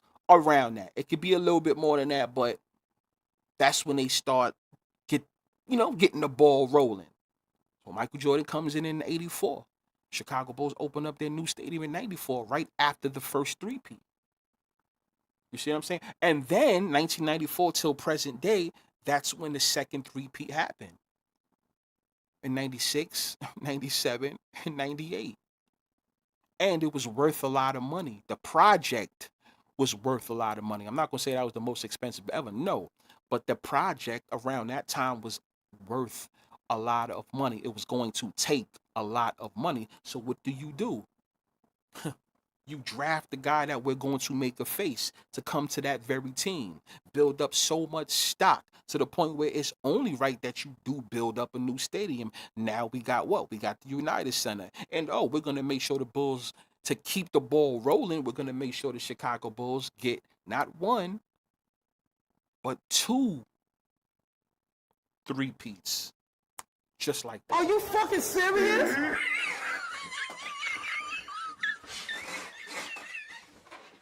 And this is why I'm here, guys. For all you guys that rock with me, this is my duty. My duty is to talk about shit like this. This is the information that I want to bring to you guys to make you understand why certain dynasties happen. The Chicago Bull dynasty was because of the new arena. Let's get Michael Jordan. You know what? You know what's so crazy? A lot of people don't even realize that. A lot of people don't even really know that Chicago Bulls was getting a new arena around the time Michael Jordan was there. People forget that. I know it because once again, I was watching Chicago Bull games in real time. Come on now. Go over there to Chicago, the United Center, whatever. You'll see the Jordan statue.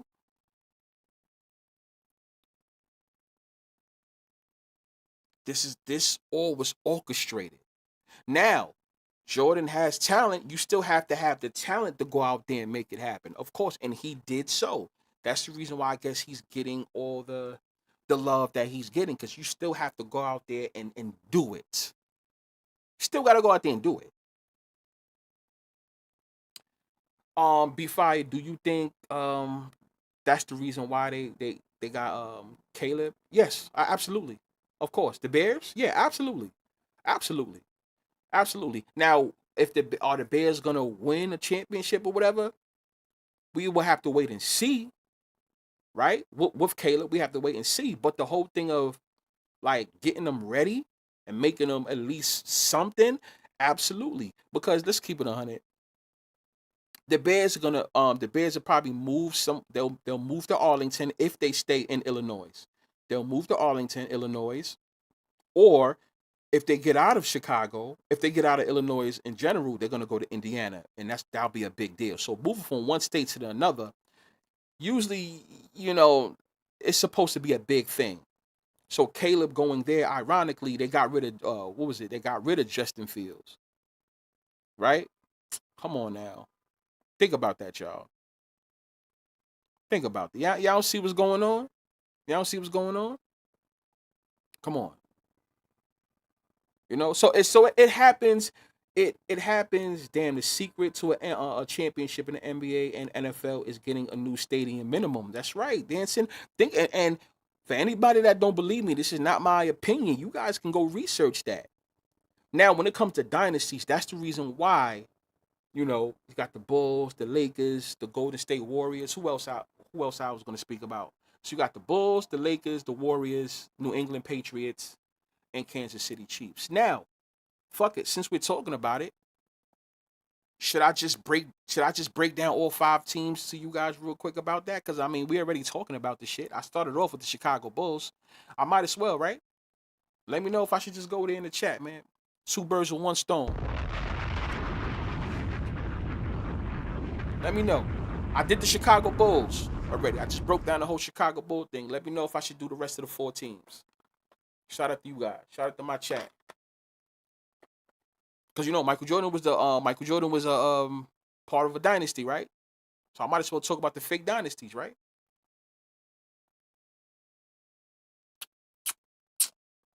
Ray says, do it. Dancer says, let me grab my bottle. Said, lock in. Yeah. I mean, I could talk about the next 4 teams. What the I'm sorry, I just saw something. What the That's stupid. Right? So, yeah, he says, you guys are saying, yeah. So I'll break it down right now about the other 4, right? I think we have 4 teams left, right? On how it ironically happened with theirs. You guys will be like, oh shit. If you think about it, this happened. This happened for real. Right? All right. Let me make sure for those that don't know what we're talking about, because I at least have to show them the thumbnail. To be fair, right? For those that don't know what I'm talking about, I have to show them the thumbnail so they can understand what I'm talking about. So we're gonna talk about this briefly.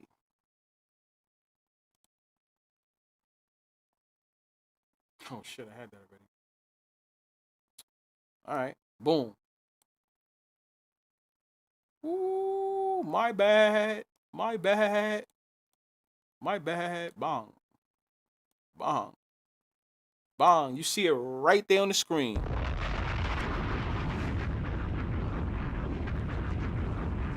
You guys see it. You guys see it right there. Fake dynasties. So we already got rid of the Chicago Bull one. That one was simple, right? That one was easy. That ain't really take too much. I mean, all of these are easy, right? But these are things that I already knew off rip, and I always questioned it, right? So Chicago Bulls, I just broke it down. We spoke about the Chicago Bulls, right?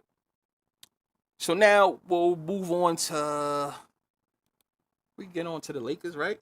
Let's talk about the Lakers or some shit like that. We can talk about the Lakers, right? Fuck it, we might as well take. Wait, hold on. You guys know I have to do my.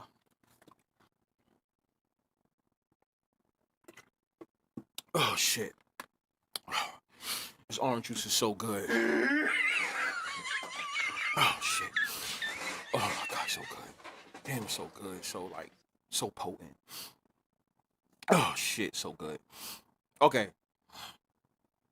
Okay. And then after I speak about this, I see what you guys are saying in the chat too, because I'm looking. I'm gonna tell you why.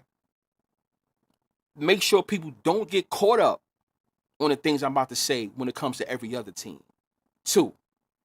Right? Because yeah, we gotta be careful with that. So we got rid of the Bulls, right? So quickly, um, after the Bulls, could somebody tell me? Well, not you don't got to tell me because you guys already know who was the next dynasty after the Chicago Bulls, right?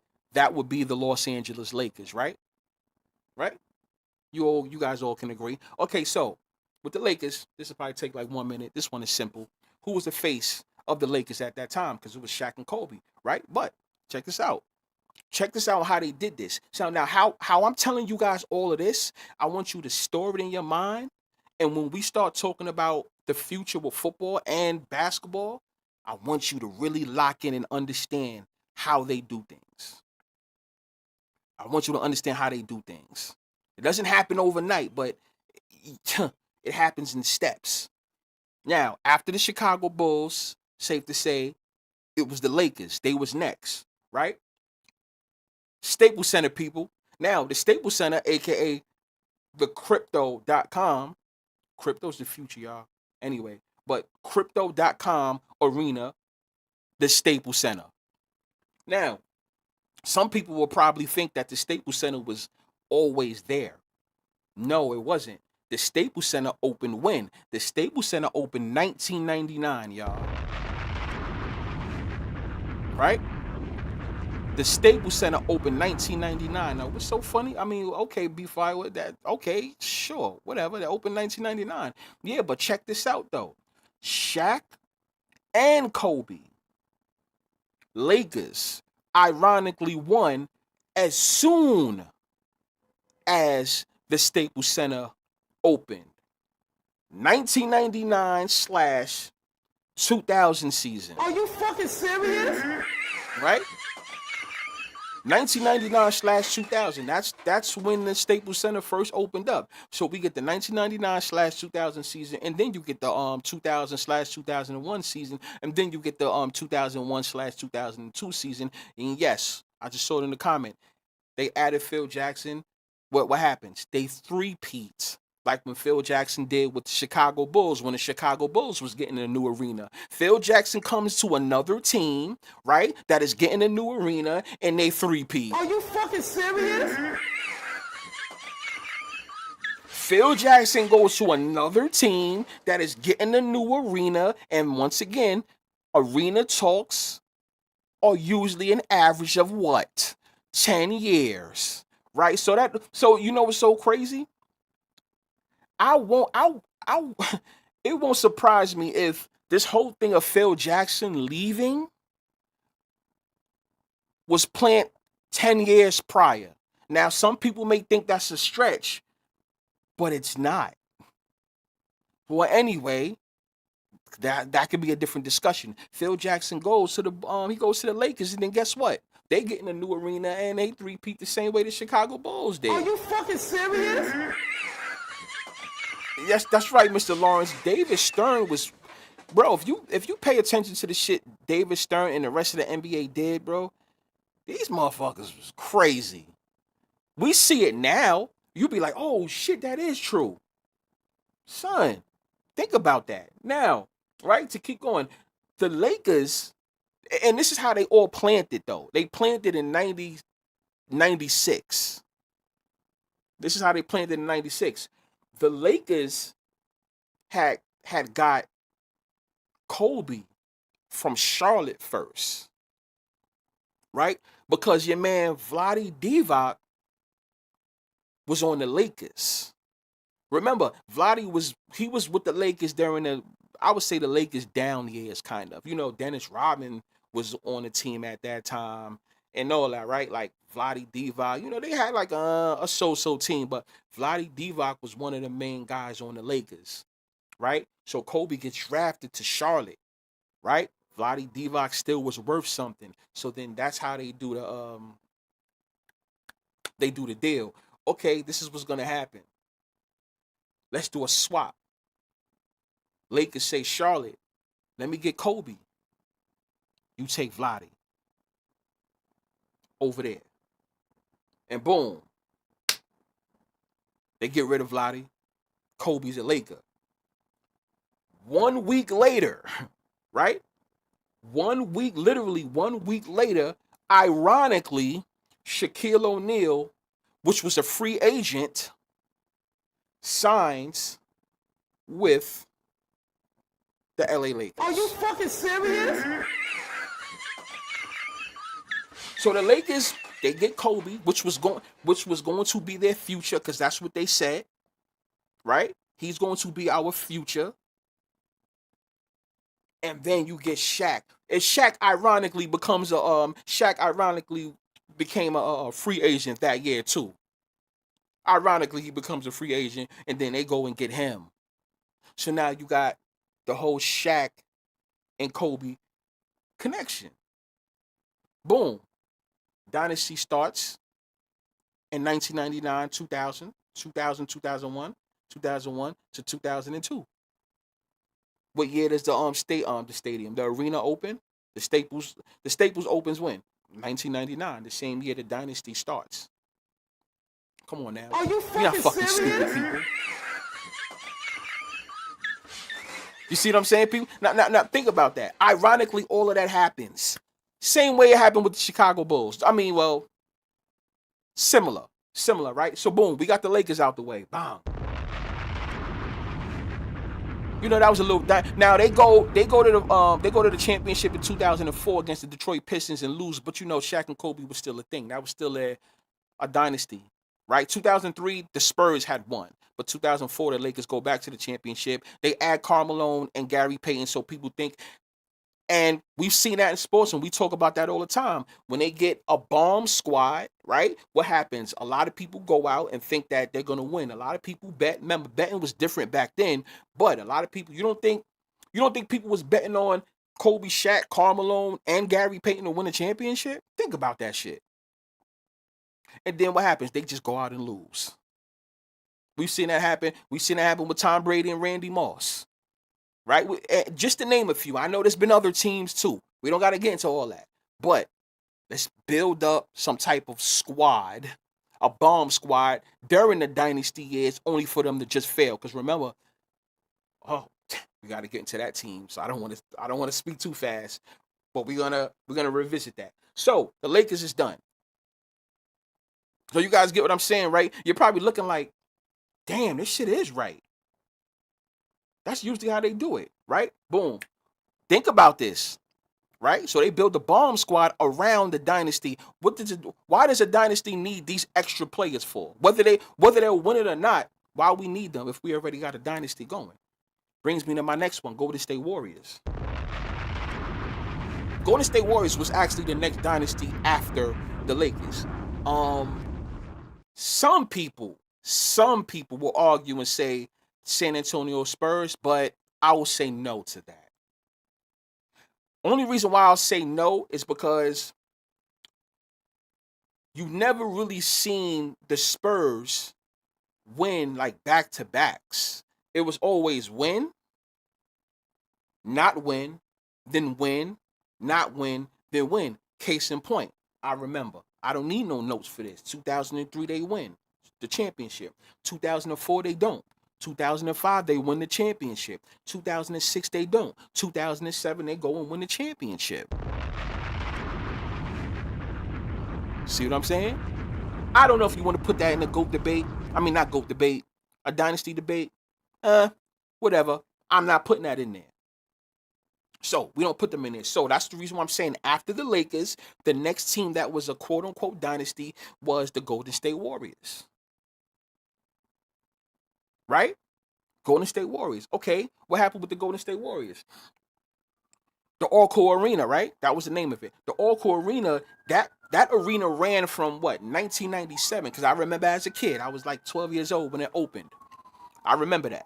1997, I remember that arena opened, because I had the jersey, right? So they opened up in 1997, the Oracle Arena. 1997, and when did it close down? 2019, right? So we just have to put that the years it was operating. Oracle Arena was 1997 to 2019. Now, during the time at the Oracle Arena, the Golden State Warriors did what? They went to 5 NBA five straight NBA finals during the time that the Oracle Arena was open, right? They won 3, lost 2, right? Now, all of that started in the 2014 season, right? A little late, a little late, but check this out. The Oracle Arena wasn't the big deal. It was more about what was coming after that, right? What do I always say? These stadiums usually are talked about prior, 10 years prior, within 10 years average prior. I also found out they started to talk about getting the new arena about 2009, 2008-ish. I did some research. That's when the talks was. Now check this out. Their little run starts when? The 2014/15 season, right? 2014-15, they win. And then we all know what happened. Every year they kept going to the finals against the Cavaliers and shit like that, right? But in 2019, and then yes, the Kevin Durant came and all that. 2019, they opened up their new arena in San Francisco. 2000, the one that they was working on in 2008, 2009. Right? That's when the talks was for that arena. The undercover talks that nobody knew about, right? So they opened up their new arena in 2019, and it's called the Chase Center, right? And then they go on to win the 2021/22 NBA championship. Who's the face? Steph Curry. They had role players. We all know Kevin Durant was there. But once again, a new arena, which was expensive as fuck, especially in Cali. You know how that go with the tax and everything. Now all of a sudden, the Golden State Warriors seem to be this dynasty. You never really heard of the Golden State Warriors being a dynasty before, or even having a real bomb squad back then. They had players. They had the Chris Webbers, the Latrell Sprewells, and the Tim Hardaways. You know what I'm saying? The Chris Mullins and shit like that. But as far as being like a dynasty, all of a sudden that came out the blue with Golden State. You see how that works? Now all of a sudden they become a dynasty. They get a new expensive ass arena around the time that they go into the NBA finals. Year after year after year after year after year after year. And then now all of a sudden they get a new arena. You guys see where I'm going with this? So yeah, that's the Golden State Warriors. That's the Golden State Warriors. So you got the Chicago Bulls, you had the Lakers, you had the Warriors. Now it brings me next to my New England Patriots. Are you fucking serious? New England Patriots. What's so funny about the New England Patriots? See, me, you guys know who my team was. You guys know what my football team was since forever. So this one's like a piece of work. Easy piece of work. This one, this one right here, Foxborough Stadium. Right? Foxborough Stadium. That stadium ran from 1971 to 2001. Go figure, right? Shout out to all my guys in the chat, by the way, right? Said the Patriots is like the Spurs. I'm gonna tell you why they was kind of differently from the Spurs. I get what you're saying. Like their system, yes. Their system, absolutely. Yes, their system, absolutely. I'm gonna tell you how they was like a little bit a step ahead of the Spurs, but they was the same. So yeah, 1971 to 2001 is when it was going on in Foxborough, right? Tom Brady, when does he get drafted? He gets drafted in 2000, right? Now, teams usually can win and go on a dynasty run before or after the stadium. Let me make that clear. Or around the same time. I have to let that be known. But yes, Tom Brady ends up as a New England Patriot in 2000, right? Foxborough ran from 1971 to 2001.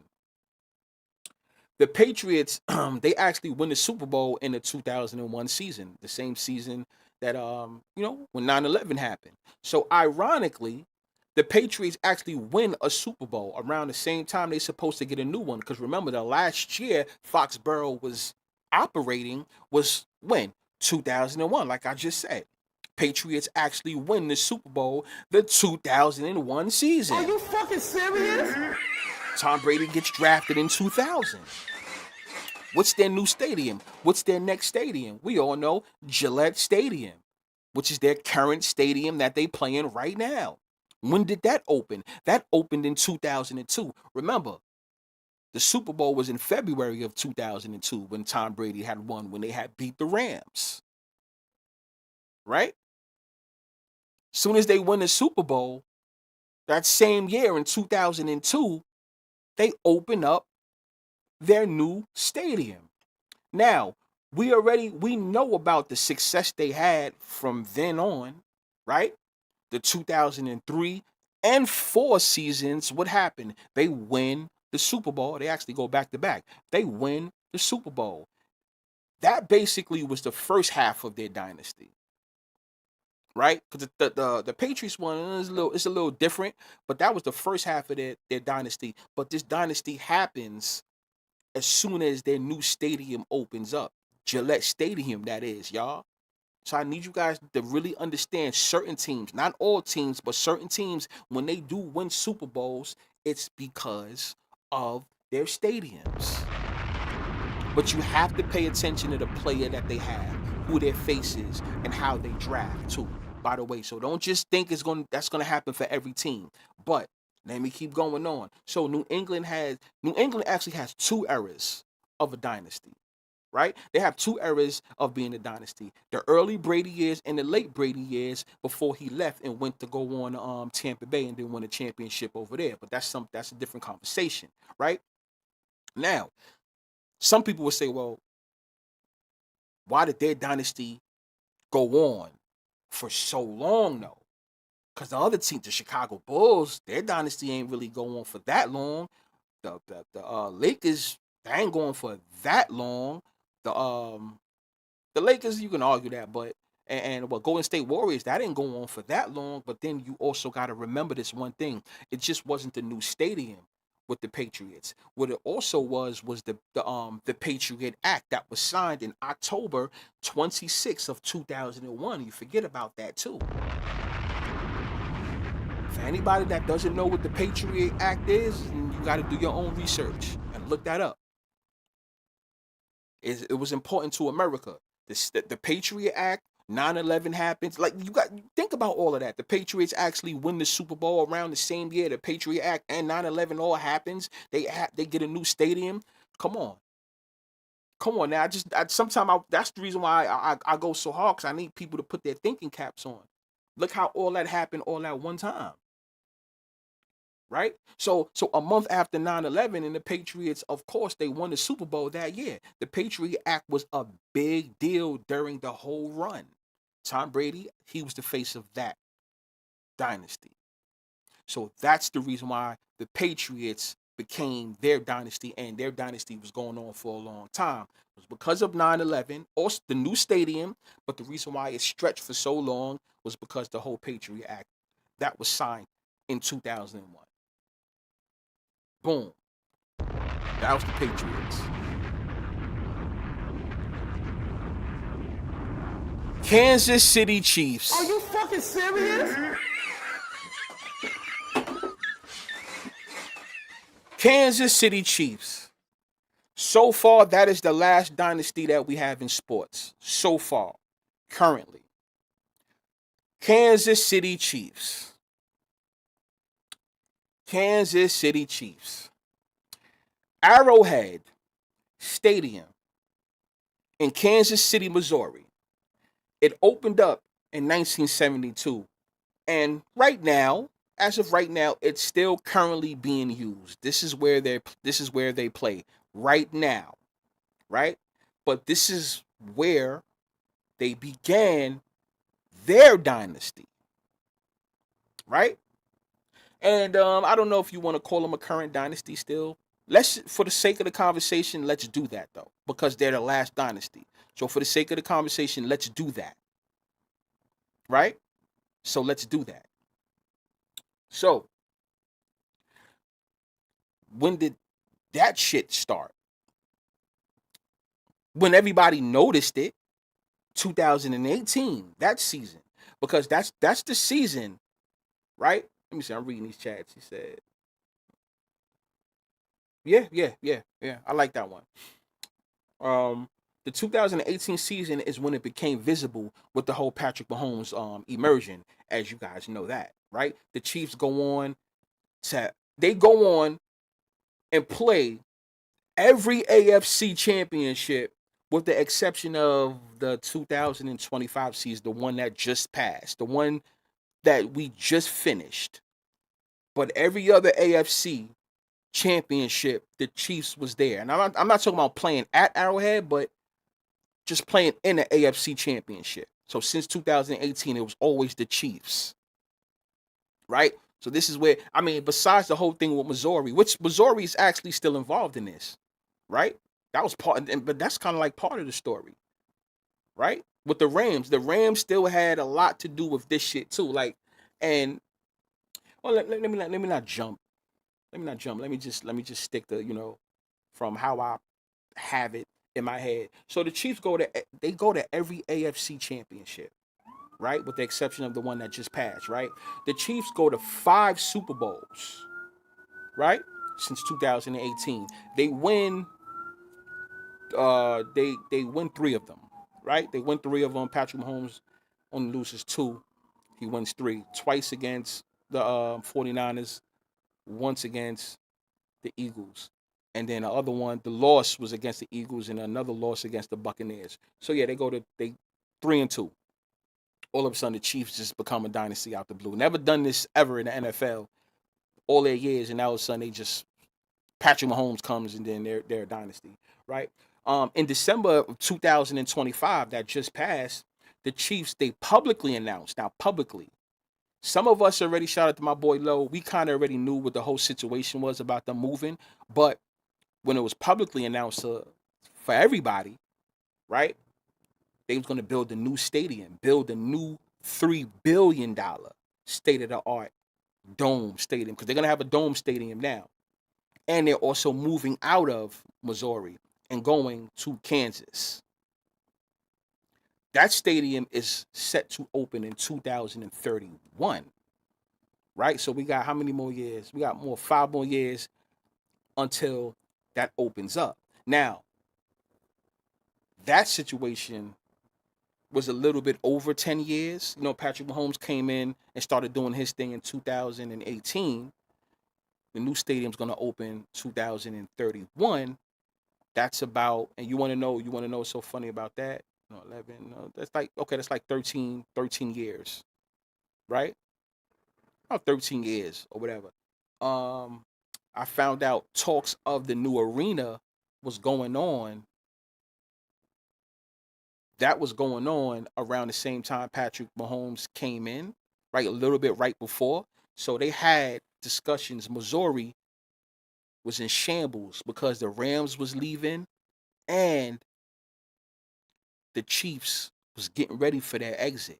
Why do you guys wonder how the Chiefs all of a sudden started winning all these games? You know what that did for the state of Missouri? It bought them so much money.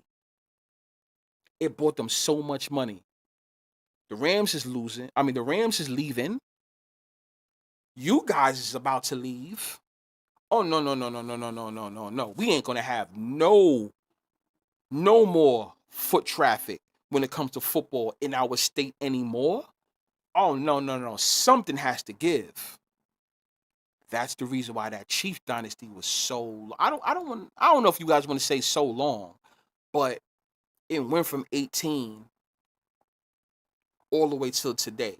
It felt like a long time, right? I could probably say it probably is a long time because it's like, damn, the Chiefs is always playing in the goddamn AFC Championship at least all the time. Rams left. That's gonna fuck up Missouri. And now you guys is leaving, and now you guys is publicly making it known that you're leaving. right? So being that you making it publicly known that you're leaving, oh no, we got to get something for this. So Missouri, they probably gonna be all right with all that money that they made off of the Chiefs being there. But and then it's not even officially over yet because that stadium doesn't open until 2031. So they still have the 2026 season, 27 season, the 28 season, 29 season, and the 2030 season. 2031 is when it opens up. So that new stadium is going to open up for the 2031 season. This is the reason why I say Patrick Mahomes will win another ring there.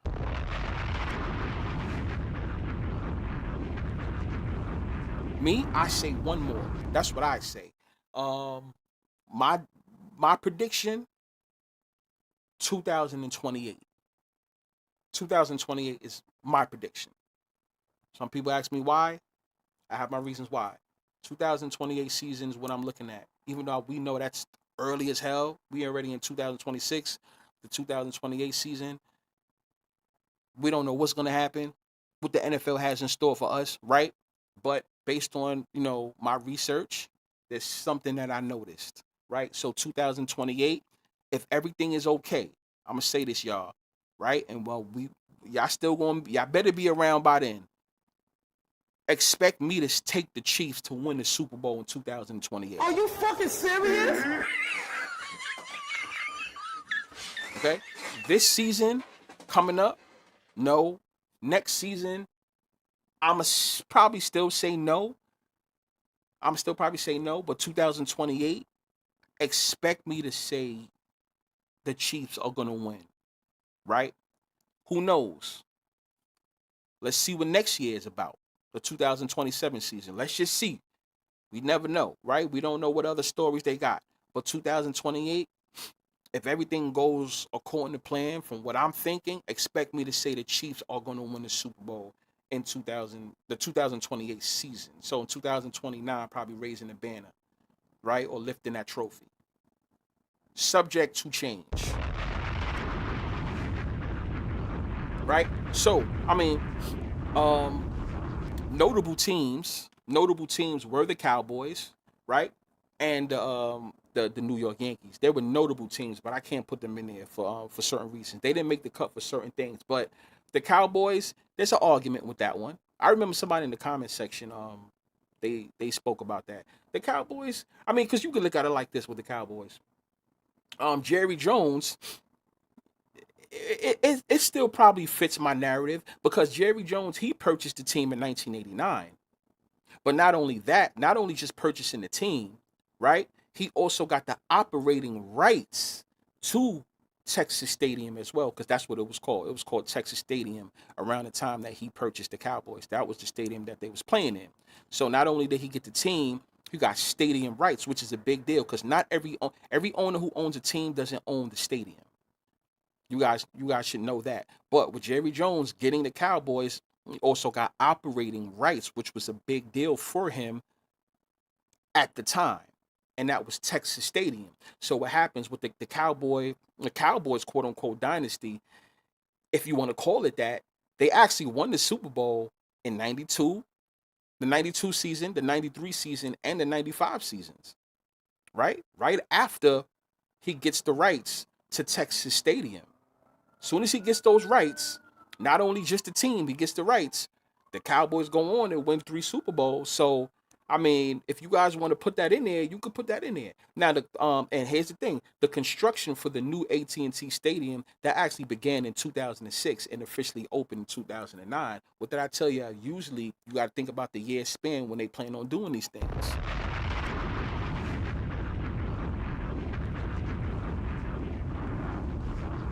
Right, that last one was in 95 season, and then now all of a sudden, the construction for the new season, for the new stadium was in 2006. 11 years, 10, 11 years after they won their last Super Bowl.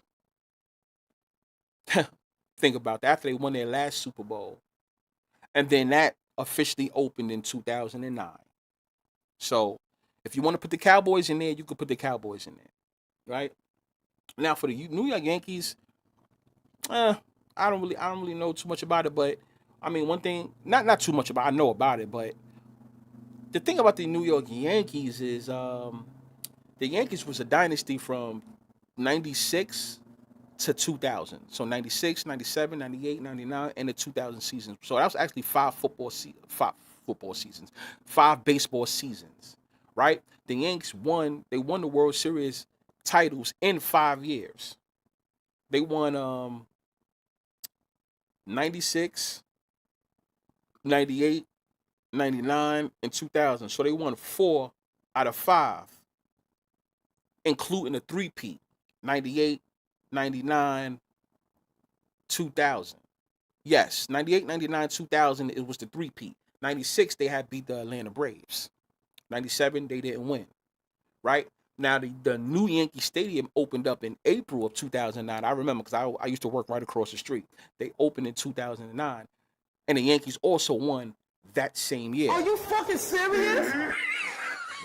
So from when they won their last championship, or that dynasty and shit like that, 9 years later, they open up the new Yankee Stadium that is right across the street from the original Yankee Stadium. Once again, people, give it about 10 years, average of when they last win their championship or before. However, it's going to be in between that space, just so you guys know. So that's a little tip to help y'all, all right?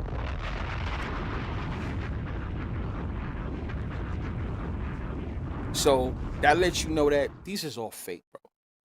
The dynasties is all fake. All these dynasties is fake. Pay attention if they have any construction going on. Now, don't get me wrong. You got other teams that have new stadiums or that's going to have new stadiums. That doesn't mean that all of them are going to become dynasties, right? But they'll have a little bit of a run. The Giants, we all know that with MetLife Stadium. What happened? The Giants won 2 Super Bowls against the Patriots at that. Every team that has a new stadium is not going to win. I'm not saying that. That's not going to happen. But when new stadiums come around, there's some type of success going on if they don't win the championship. Let me say that, right? But every team can't win or be a dynasty. Let me say that. Every team can't be a dynasty just because they get a new stadium. You got to pay attention to the player that they get, right? Buffalo Bills is getting a new stadium. But think about this. Josh Allen is already, how many years is he in? He came in, 2018. We are in, we're in 2026 right now? That's kind of late, y'all. That's kind of late. It's not going to really happen for him.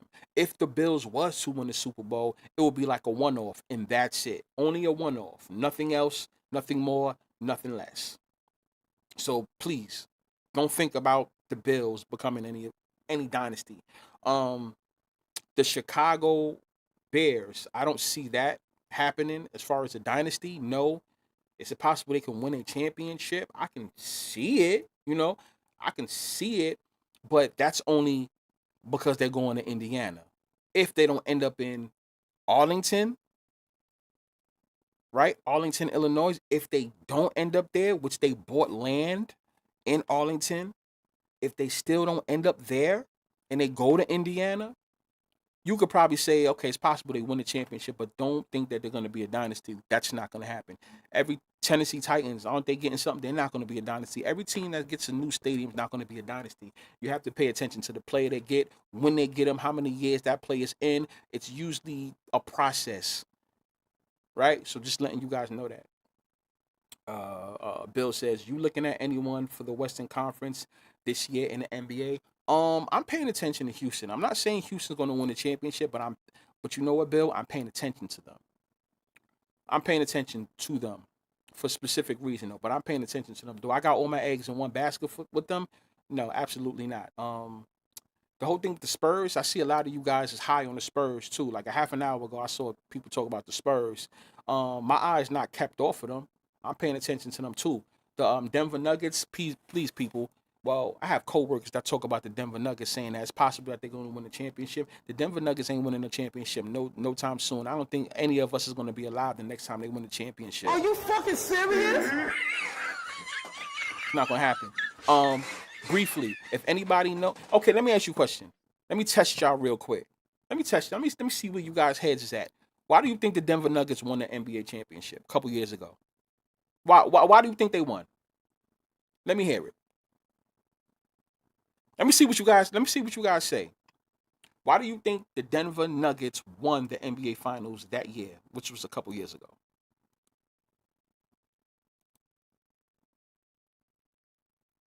Shout out to everybody else that's watching too. Y'all could be anywhere in the world, but you here with me. I appreciate every single one of y'all hearing me fucking ramble and ramble and ramble.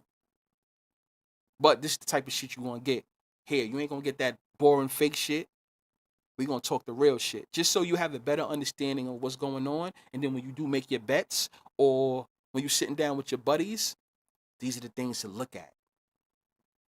Pay attention to what I'm saying. You'll be like, oh, that's why this is happening, right? But anyway, in the chat, can anybody tell me why the Denver Nuggets had won the championship when they did? You, Ray says was the 322 skull and bone thing in the logo. You talking about the year that they won? Donald is blank. Oh, I like this. So it seems like you guys is blank. I'm gonna get to Donald about the Seattle teams too. Ray said gold, the future. Donald with the 47 drought, and Joker is 40. Nope, not gonna lie. You're on the You on the Nuggets? You on the Nuggets win? Let me tell you why. Let me tell you why you should get off the Nuggets. I'm gonna tell you why you should get off the Nuggets, bro. And you want to thank me. You guys don't notice a pattern? What's the pattern? I tell you this. How about this? Who is the Denver Nuggets owner? Oh, I think you guys is getting it now.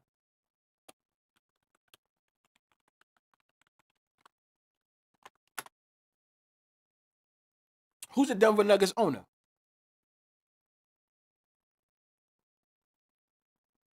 Somebody tell me. Y'all want to know? Steve Kroenke. I still say his name wrong, so excuse me, people, for saying it wrong. Right? Stan Kroenke. Hey, there you go. There you go, Donald. So you guys know where I'm getting at with this one, right? Stan Kroenke. Now, a lot of people started to know who I was because I was the guy on the internet that spoke about what? The whole St. Louis with the Chiefs and the Rams, right? Right? The whole Chiefs and the Rams, right? That's how a lot of people know of me. I was the first one to speak about it, right? What team does Stan own? He owns the Rams, right? Right? The Rams left Missouri, right? To go to LA, his team, right? Remember all that money he had to pay for that? Remember all that money that the NFL also was responsible for because he wanted to have that team leave prematurely? Because that's what this was about. The Rams left St. Louis prematurely. Their lease wasn't up. The team, all the rights to this, all that wasn't, he wanted to take them out early. So you guys don't see what happened throughout all those years when the Denver Nuggets won the championship? Who owns the Denver Nuggets? Stan Kroenke, right? Who owns the LA Rams? Stan Kroenke. Who owns that hockey team in Colorado? Colorado Avalanche. That's right. Stan Kroenke. Are you fucking serious? All of his teams, and those are the major teams, because he also has in the lower leagues, right? He also had teams that also won around those years too. Check out when the Denver Nuggets, the Colorado Avalanche, and also the Rams, when they all won the championship. Pay attention to the time frame that they all won the championship. Yeah, 2019 when the Rams had went to the Super Bowl, right? When the Rams had went to the Super Bowl but lost 13-3 to the Patriots, though, right? That was another time frame. But as far as the championship, when all three of those teams won, pay attention when it happened. Denver Nuggets won in 2023, right? Colorado Avalanche won in 2022. The Rams also won in 2022, which would be the 2021 season, but they won in 2022 February, right? Think about that.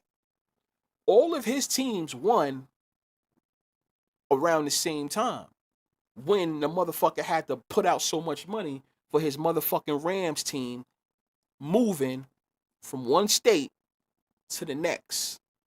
Stan Kroenke was the hot owner at that time. You move your team, and then all of a sudden, all your other teams is winning the championship at one time. Come on now. This is the type of information that I like to bring you guys. So with that being said, don't expect the Denver Nuggets to really do anything unless there's something going on with Stan Kroenke again.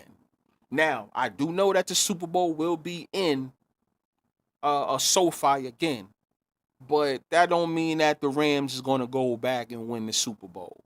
Okay, I'm not saying all of that, right? I doubt it, but if anybody picks the Denver Nuggets, you have to also pay attention to what's going on with the hockey team, which is Colorado Avalanche, and also the LA Rams. Just see what the temperature is first, right? But the only reason why Denver won is because of who their owner was. So anybody that picking Denver, you may want to be careful. You see, once again, this, yeah, exact. Thank you, Donald. And not only did he leave, which cost him money, he left St. Louis, which was expensive. He goes and builds that, him and the NFL. Let's keep it 100 because they all work together.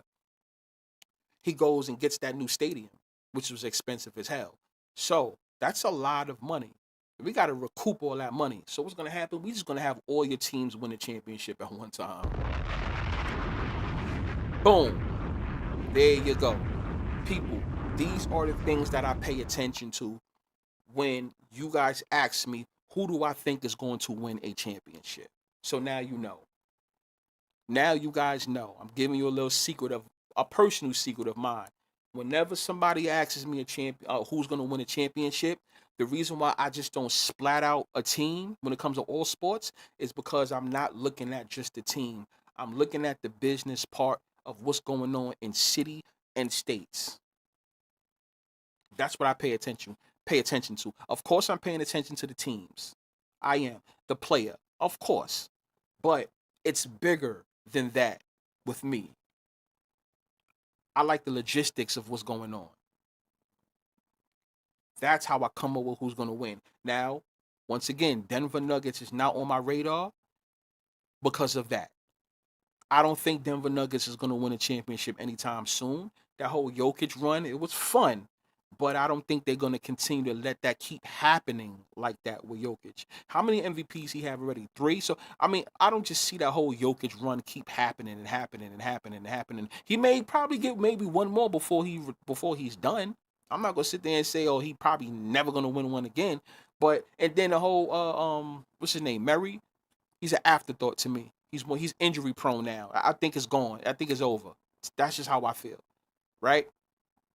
So there's your answer. Denver Nuggets is not on my radar. So Bill, going back to what you asked me about the Western Conference, Denver Nuggets is not in my radar unless Stan Kroenke has something planned, right? I study that guy all the time. There's really nothing big going on with him right now besides the Super Bowl being played in his stadium, which is SoFi. Maybe that's something that I can still read up on more and see if I get more info. But Denver Nuggets is definitely out. They definitely out. I'm looking at Houston. Not saying I'm looking at Houston. I'm looking at San Antonio. And I can't wait to see what the seeds is looking like because I might look at a lower seed as well. You know? Ray says the Avs are a top team. But you know what? Just like the Denver Nuggets, they've been a top ever since then. They've been a top team, yeah. And the Avs, like damn, they're always a top. Ever since that whole run, they've been a top team. So you absolutely right about that, Ray. You absolutely right. You are. But what you do is pay attention. Pay attention to all 3 teams. if you are a fan of the Nuggets. Pay attention to the Rams. Pay attention to the Avalanche. If you're a hockey fan, you're a fan of the Avalanche, pay attention to the Rams. Pay attention to the Nuggets. If you're a Ram fan, pay attention to the Nuggets and the Avalanche. You know what I'm saying? Pay attention to that whole thing. And he had other teams that also won in lower sports. So it's like all his teams won at one time. So, for those that, they don't know about that. I broke that down a couple years ago too. I broke all of that down about that guy. What do I think about Toronto Raptors? You know what, Mikey? I'm gonna pay attention to the playoffs. I can't call it until I see the playoffs. There's a Canada thing going on. You know what I'm saying? Even with the Air Canada thing, you guys know what happened here in New York. I think 3 days ago, at LaGuardia Airport, the crash, and we are going to do a live about that too. Because what did I always say? Whenever there's plane crashes in New York, I'm still paying attention to the Jets. Now, more of the Jets having over 5.5 games. Yes, I do know they got Geno Smith. I do know. But as far as like the Jets winning over 5.5 games, I'm right now. I'm still gonna rock with that. I'm still rocking with that because of all these plane crashes that we have in New York. But that's another discussion. That's another live. I don't even want to open up that door yet. So, are the Rockets determined to be the Clippers of Texas, giving flag? You know what? No, no, no, no. I'm gonna tell you why. I'm gonna tell you why, Dancing. You can't even call the Rockets that. You want to know why? Because the Rockets have something that the Clippers don't have. The Rockets have championships, though. The Rockets have championships. The Clippers don't. The Clippers don't. That's one thing. They don't have it. What is funny is the Knicks can face the Raptors first round, and I won't be surprised if the Knicks get their heads blown off. Are you fucking serious? I live here in New York. You know how I feel. It just is what it is. The Knicks, it's championship or bust now. Because if you really think about it, how many times they went to the Eastern Conference Finals 2 years in a row, right? Once against Indiana, and the other time, once against Detroit. Not Detroit. Um, what was it? No, they beat the Celtics. They beat the Celtics to go to the NBA Eastern Conference. They went against the Pacers, I think, right? Twice, and right. Anyway, I'm gonna say this: the Knicks they have to at least go to the championship. They can't go to the Eastern Conference Finals and blow it. That's what they've been doing. You can only go up from here. That's why I always tell people: if sports is real, you can only go up.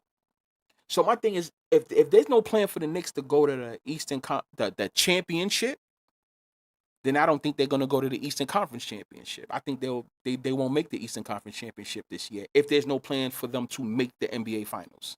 You guys get what I'm saying? I know it sounds confusing, but no, it's either make it to the finals or bust. Dead serious. New York versus Detroit. That's what I'm saying. But what round? What round? You see what I'm saying, Donald? And Dancer says, I see the Knicks going to the finals, but losing. Okay. Oh, I'm gonna show you guys a little fun fact. I forgot to tell you guys this too. Pay attention to patterns in the NBA and also NCAA. I'm gonna give you guys a little nugget. I can't keep giving y'all these fucking nuggets, yo. This is a little nugget that I'm gonna give out for free as well. This doesn't happen every single year because there's two. You know what? I'm gonna give you guys two patterns, two free patterns. You guys is ready? Keep remembering this. Last year in the NBA Finals, well, the NBA champions and also the NCAA champions. What do you notice? Real quick too. I need you guys fast on this one. What's good, Yosef? You might as well watch this playback too, Yosef. But what did you guys notice about the NCAA national championship winner and also the OKC the NBA Finals winner last year?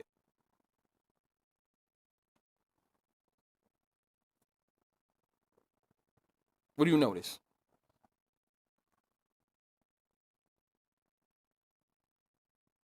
10 seconds. 10, 9, 8, 7, 6, 5, 4, 3, 2, 1. All right, well, I'll let you know. They have the same colors. Are you fucking serious? There you go. They have the same colors. Same colors. Now, how about the year before that? I'm only going to give you guys two. Not 2 years, but I'm going to give you guys two patterns. The other patterns, little by little, I'll give it to you. But I'm just going to give you these two. This is a pattern that usually happens. Two of the patterns that usually happen. Not every year, but the first one I just gave you was the colors, right? Blue and orange. Oh, you guys already know. Okay, yeah, Ray. So that's what it is. It's the colors. Last year, they had the same colors. Now, the year before, you want to know what that pattern was? He said, bro, Jordan was drafted 84. See, Yosef, you came in late. You have to watch the whole playback to understand where I was going from. Then everybody will understand. He said, please look into MJ. Everybody, I think Yosef is confused. Could somebody tell Yosef what was going on this whole live? Or you know what? No. Before we do that, don't answer. No, Yosef, you don't. Because you don't know what I was saying. You don't know what I was trying to tell people. I said 1990. See, that's what I'm saying. I don't think you understood the whole live. You think I don't know when Michael Jordan was really drafted? You have to listen to the whole live to understand what I was saying about Michael Jordan being drafted in 1990. It's something to that though, right? Now, so the same colors last year, right? With Florida and OKC. Now, the year before that, you want to know what it was, y'all? Yosef, look at what Dancing Poppy just wrote. Read what he just wrote just now. He's absolutely correct. See, I knew people was gonna believe it. Nah, I knew people was gonna believe that. 2024. Guess what happened? UConn won, right? And who else won? Boston Celtics. What do you notice about that? So I gave you guys one nugget about the colors. This is the second nugget. These are the two nuggets I'm only going to give you for now. What do you notice about the year before that? 2024. I like what you're saying.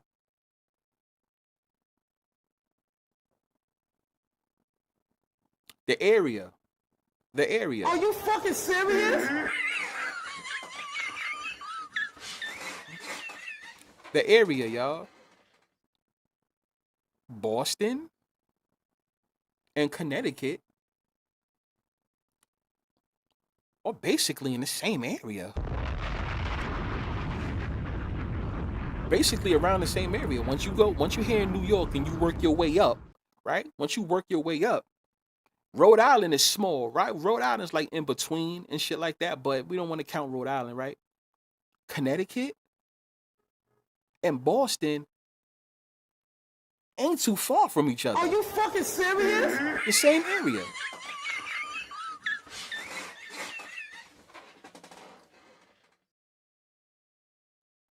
The same area, people. The same area. Boston, NBA, UConn, NCAA. Same area. They won. Next year, which was last year, Florida, orange and blue, OKC, NBA, orange and blue. It's a pattern. Those are two patterns that I'm going to give you guys for now. Always pay attention to the patterns. There's some pattern that is there. That's what this platform is about. I'm going to give you the shit that nobody else, that's right, Ray, the New England area, I'm going to give you the shit that everybody else don't want to give. Matter of fact, I don't even think they know it. But I'm going to give these things. That's the reason why if any of you ask, who do I think is going to win something? If I don't say right away, it's because I'm putting together my pieces.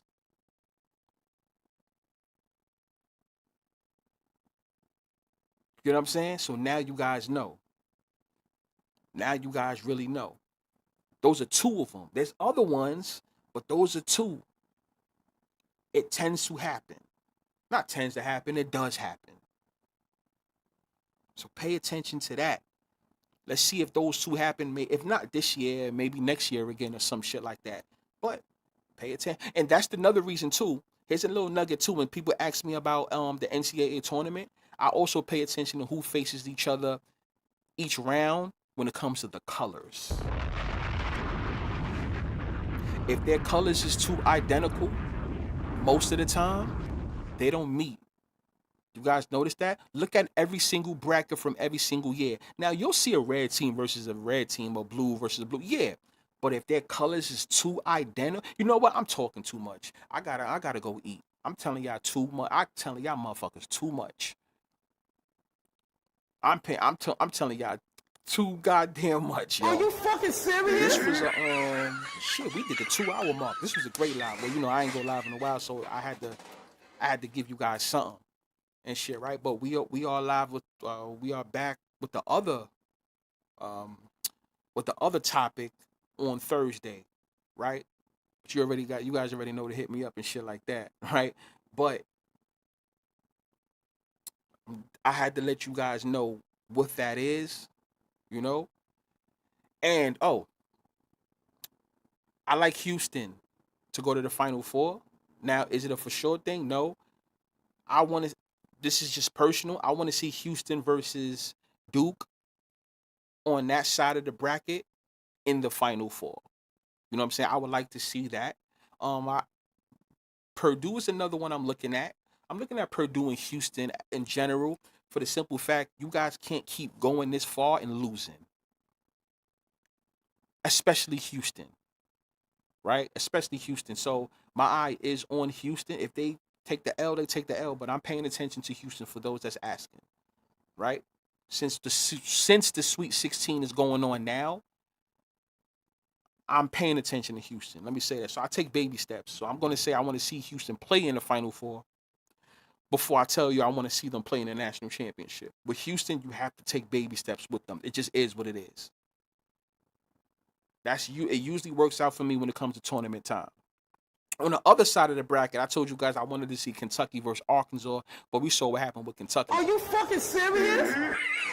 Right? Arkansas is still here.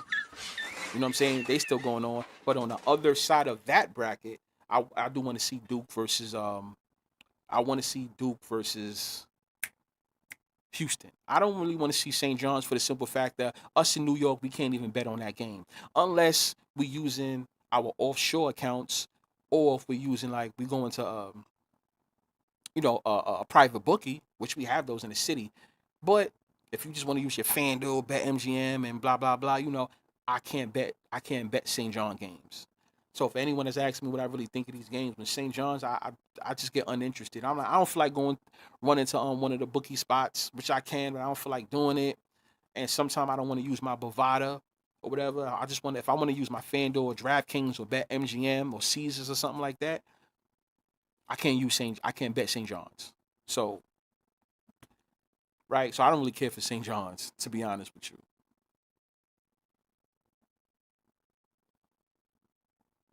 Will you talk about MJ retiring in his prime? I think I touched that. That's what I'm saying. Yosef, watch it. Watch it. I think I touched it.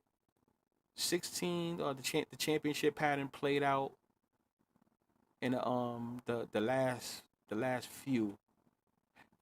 Pay attention to 6 this year, y'all. Pay attention to the number 6. Pay attention to the number 6. I'm glad you brought that up, Ray. Pay attention to the number 6. I'm talking about all sports.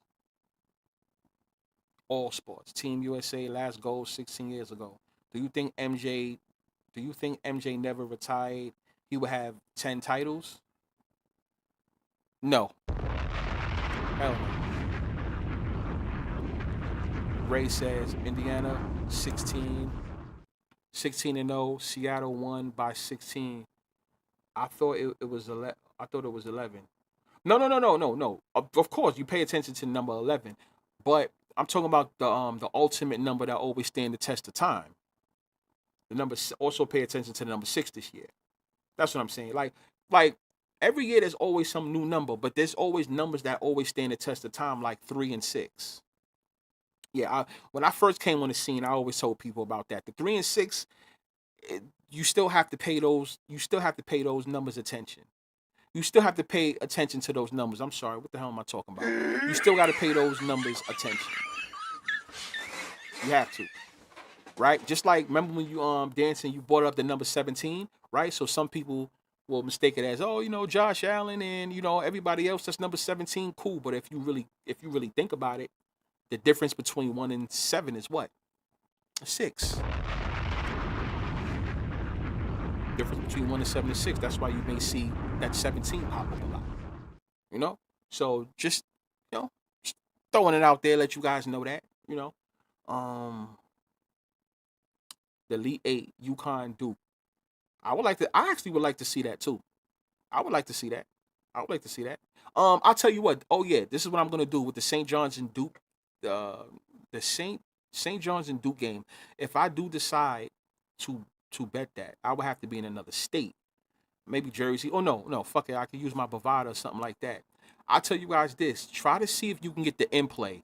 If St. John's goes on a run, right? If St. John's goes on a run, you could probably get Duke at some good money. Cause I think this will probably be the round where you can finally get Duke at a good price. Cause I've been paying attention to all Duke's in play games. The price wasn't good. Even the one where they was down, remember that? The price wasn't good. Cause I would have took it. You might be able to get Duke at a good price in play if they're losing. Right? So just pay that attention. But also the spread from what I know is this. Let me tell you the updated spread, just so we are on the same page. Oh no, it's not even going to tell me here, because oh no, because I didn't log in yet. So matter of fact, yeah, I should be able to know. I wonder if they're going to give it to me, if they're going to let me see it, because I'm not logged in. If I look at it without logging in, yeah, they still not going to. Yeah, they still not going to show it to me. They still not showing me the line, bro, right here on FanDuel. But I can still pop it up. I can still look it up. Right here. Let's just make sure. Make sure you guys got it. Make sure you guys got it. NCAA. What game is that? That game's on a Friday, right? Yep. Yeah, so Duke is -6.5. Right? Duke is -6.5 currently right now. Using from what I know, teams that's usually -6.5 usually lose the game actually. But tread lightly on that game. I have to see what I'm doing at that time for that game in order for me to actually bet that game.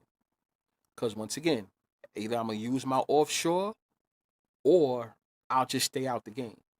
But I can't bet it on my FanDuel, DraftKings, or anything like that. Right? But be careful with that 6.5. Because we saw what happened with Gonzaga in Texas with that 6.5 too. Right? So there you go. Duke, red versus blue, of course. Kentucky was the only loss. Yeah, yeah. No, they was same thing. Dancing. Matter of fact, we were speaking about it. They fucked it up. They fucked it up. Dodger blue, and NFC is blue. Dodger blue, the NFC is blue. I think a lot of you guys is on Duke. Lorenzo, he says, I've been on the men's tournament, but I've been more on the woman. You know what? I'm paying attention to the women's too. You don't hear me talk about it because I don't like these blowouts. To keep it 100, I'm going to be in Vegas for the Final Four for the men and the women, which is next week. I can't wait for that. So yeah, I'm gonna be going crazy for the Final Four in Vegas next week. And I like the women's Final Four. You can get some good odds and some good in play odds. So that's exactly what I'm waiting for. I love Vegas during the Final Four. I love that shit. The men and the women's. So we gonna see what's up with that. Yeah, I'm waiting for the seedings. I can't wait to see what that look like the locking seedings for sure. I cannot wait for that. That's what I'm waiting for. Yep, because then you'll have a lot of teams who's throwing games just to get a certain seeding. We all know that. So that's what we got to wait for. Right? So this was a good ass live, y'all. You guys already know to hit me up and shit like that. I'm gonna go eat something. This was a good ass live stream. Make sure y'all pay attention. Can I do a live stream on Rodman and how he did the NWO or skip the NBA Finals. But you know what though? I don't think that hurt his career though, because he still ended up having success. You remember that? Dancing, I mean, Yosef, like he has success because remember it was said that Jordan actually was like, "Yo, let Rodman do him. That's how we gonna get the best Rodman." So it actually worked out. The Rockets won as a 6 seed in the 1995. Speaking of the six, let's see. Ooh, ooh. We said Packers and Bills. This next Super Bowl. Damn, it's freaking Bill shit, man. The win streak on them. The win streak has to end sometime, but to end by having LSU winning the national championship. You think LSU gonna win it again? When did they win it? They won like 2 years ago, right? 2 years ago, some shit like that. 2, 3 years ago, whatever. I mean, I'm hearing about LSU a lot too, with the girls. If you did a whole live on Rodman, no. I spoke on Rodman about how he, his big impact with the Bulls in 96, 97, 98. He said, Mr. Thomas said, yeah, MJ could have won 10, no doubt. We would have to think about the years though, because you saying retirement. Okay, let's say he didn't retire his first time. So let's just say he would have won 2 more, right? So a lot of people think that MJ would have won in 99 and in 2000. Ooh, I don't know. I don't know about that, because think about when he first started, right? And then if he didn't retire in 93 and 94, if he played out those years, I'm sorry, 94 and 95, if he would have won those 2 years that the Rockets didn't win, okay, so the Bulls have 8. So 99 and 2000, I think it was getting more rough. Think about it, if this was real, the Bulls would have had trouble. And then if you want to keep the Lakers squad, right? Do you think that the Bulls would have won? They would have beat the Lakers in 99 or 2000? I don't know about that one. I don't know about that one. The Spurs won in 1999. That was the NBA 50 game year. I don't know. Maybe we got to have a discussion about that. Yeah, they won 2 years ago. Thank you, Renzo. Thank you. The game is on Jim Kelly's birthday. So I'm not. So crazy. So crazy. A lot of people kept talking about Levi Stadium. How what's his name for the Bills? Levi, whatever. And they was like, oh, the Bills are gonna go to the Super Bowl because this guy name was Levi, and then it's in Levi Stadium and shit like that. Y'all remember that? But the Bills talk ain't over. We're gonna drag them we got a lot to say about them. The Ravens getting Henderson. I actually have a live about that, Mike Lynn. So be on the lookout for that one. We definitely gonna talk about the Ravens because we have to talk about the Ravens or the Bills. Remember, we still have to do part 2 of that Ravens live we did a couple weeks back. So the part 2 one will be the Ravens and the Bills, and it's gonna be called No Excuses. All right, Mike. So just know we're gonna talk about that.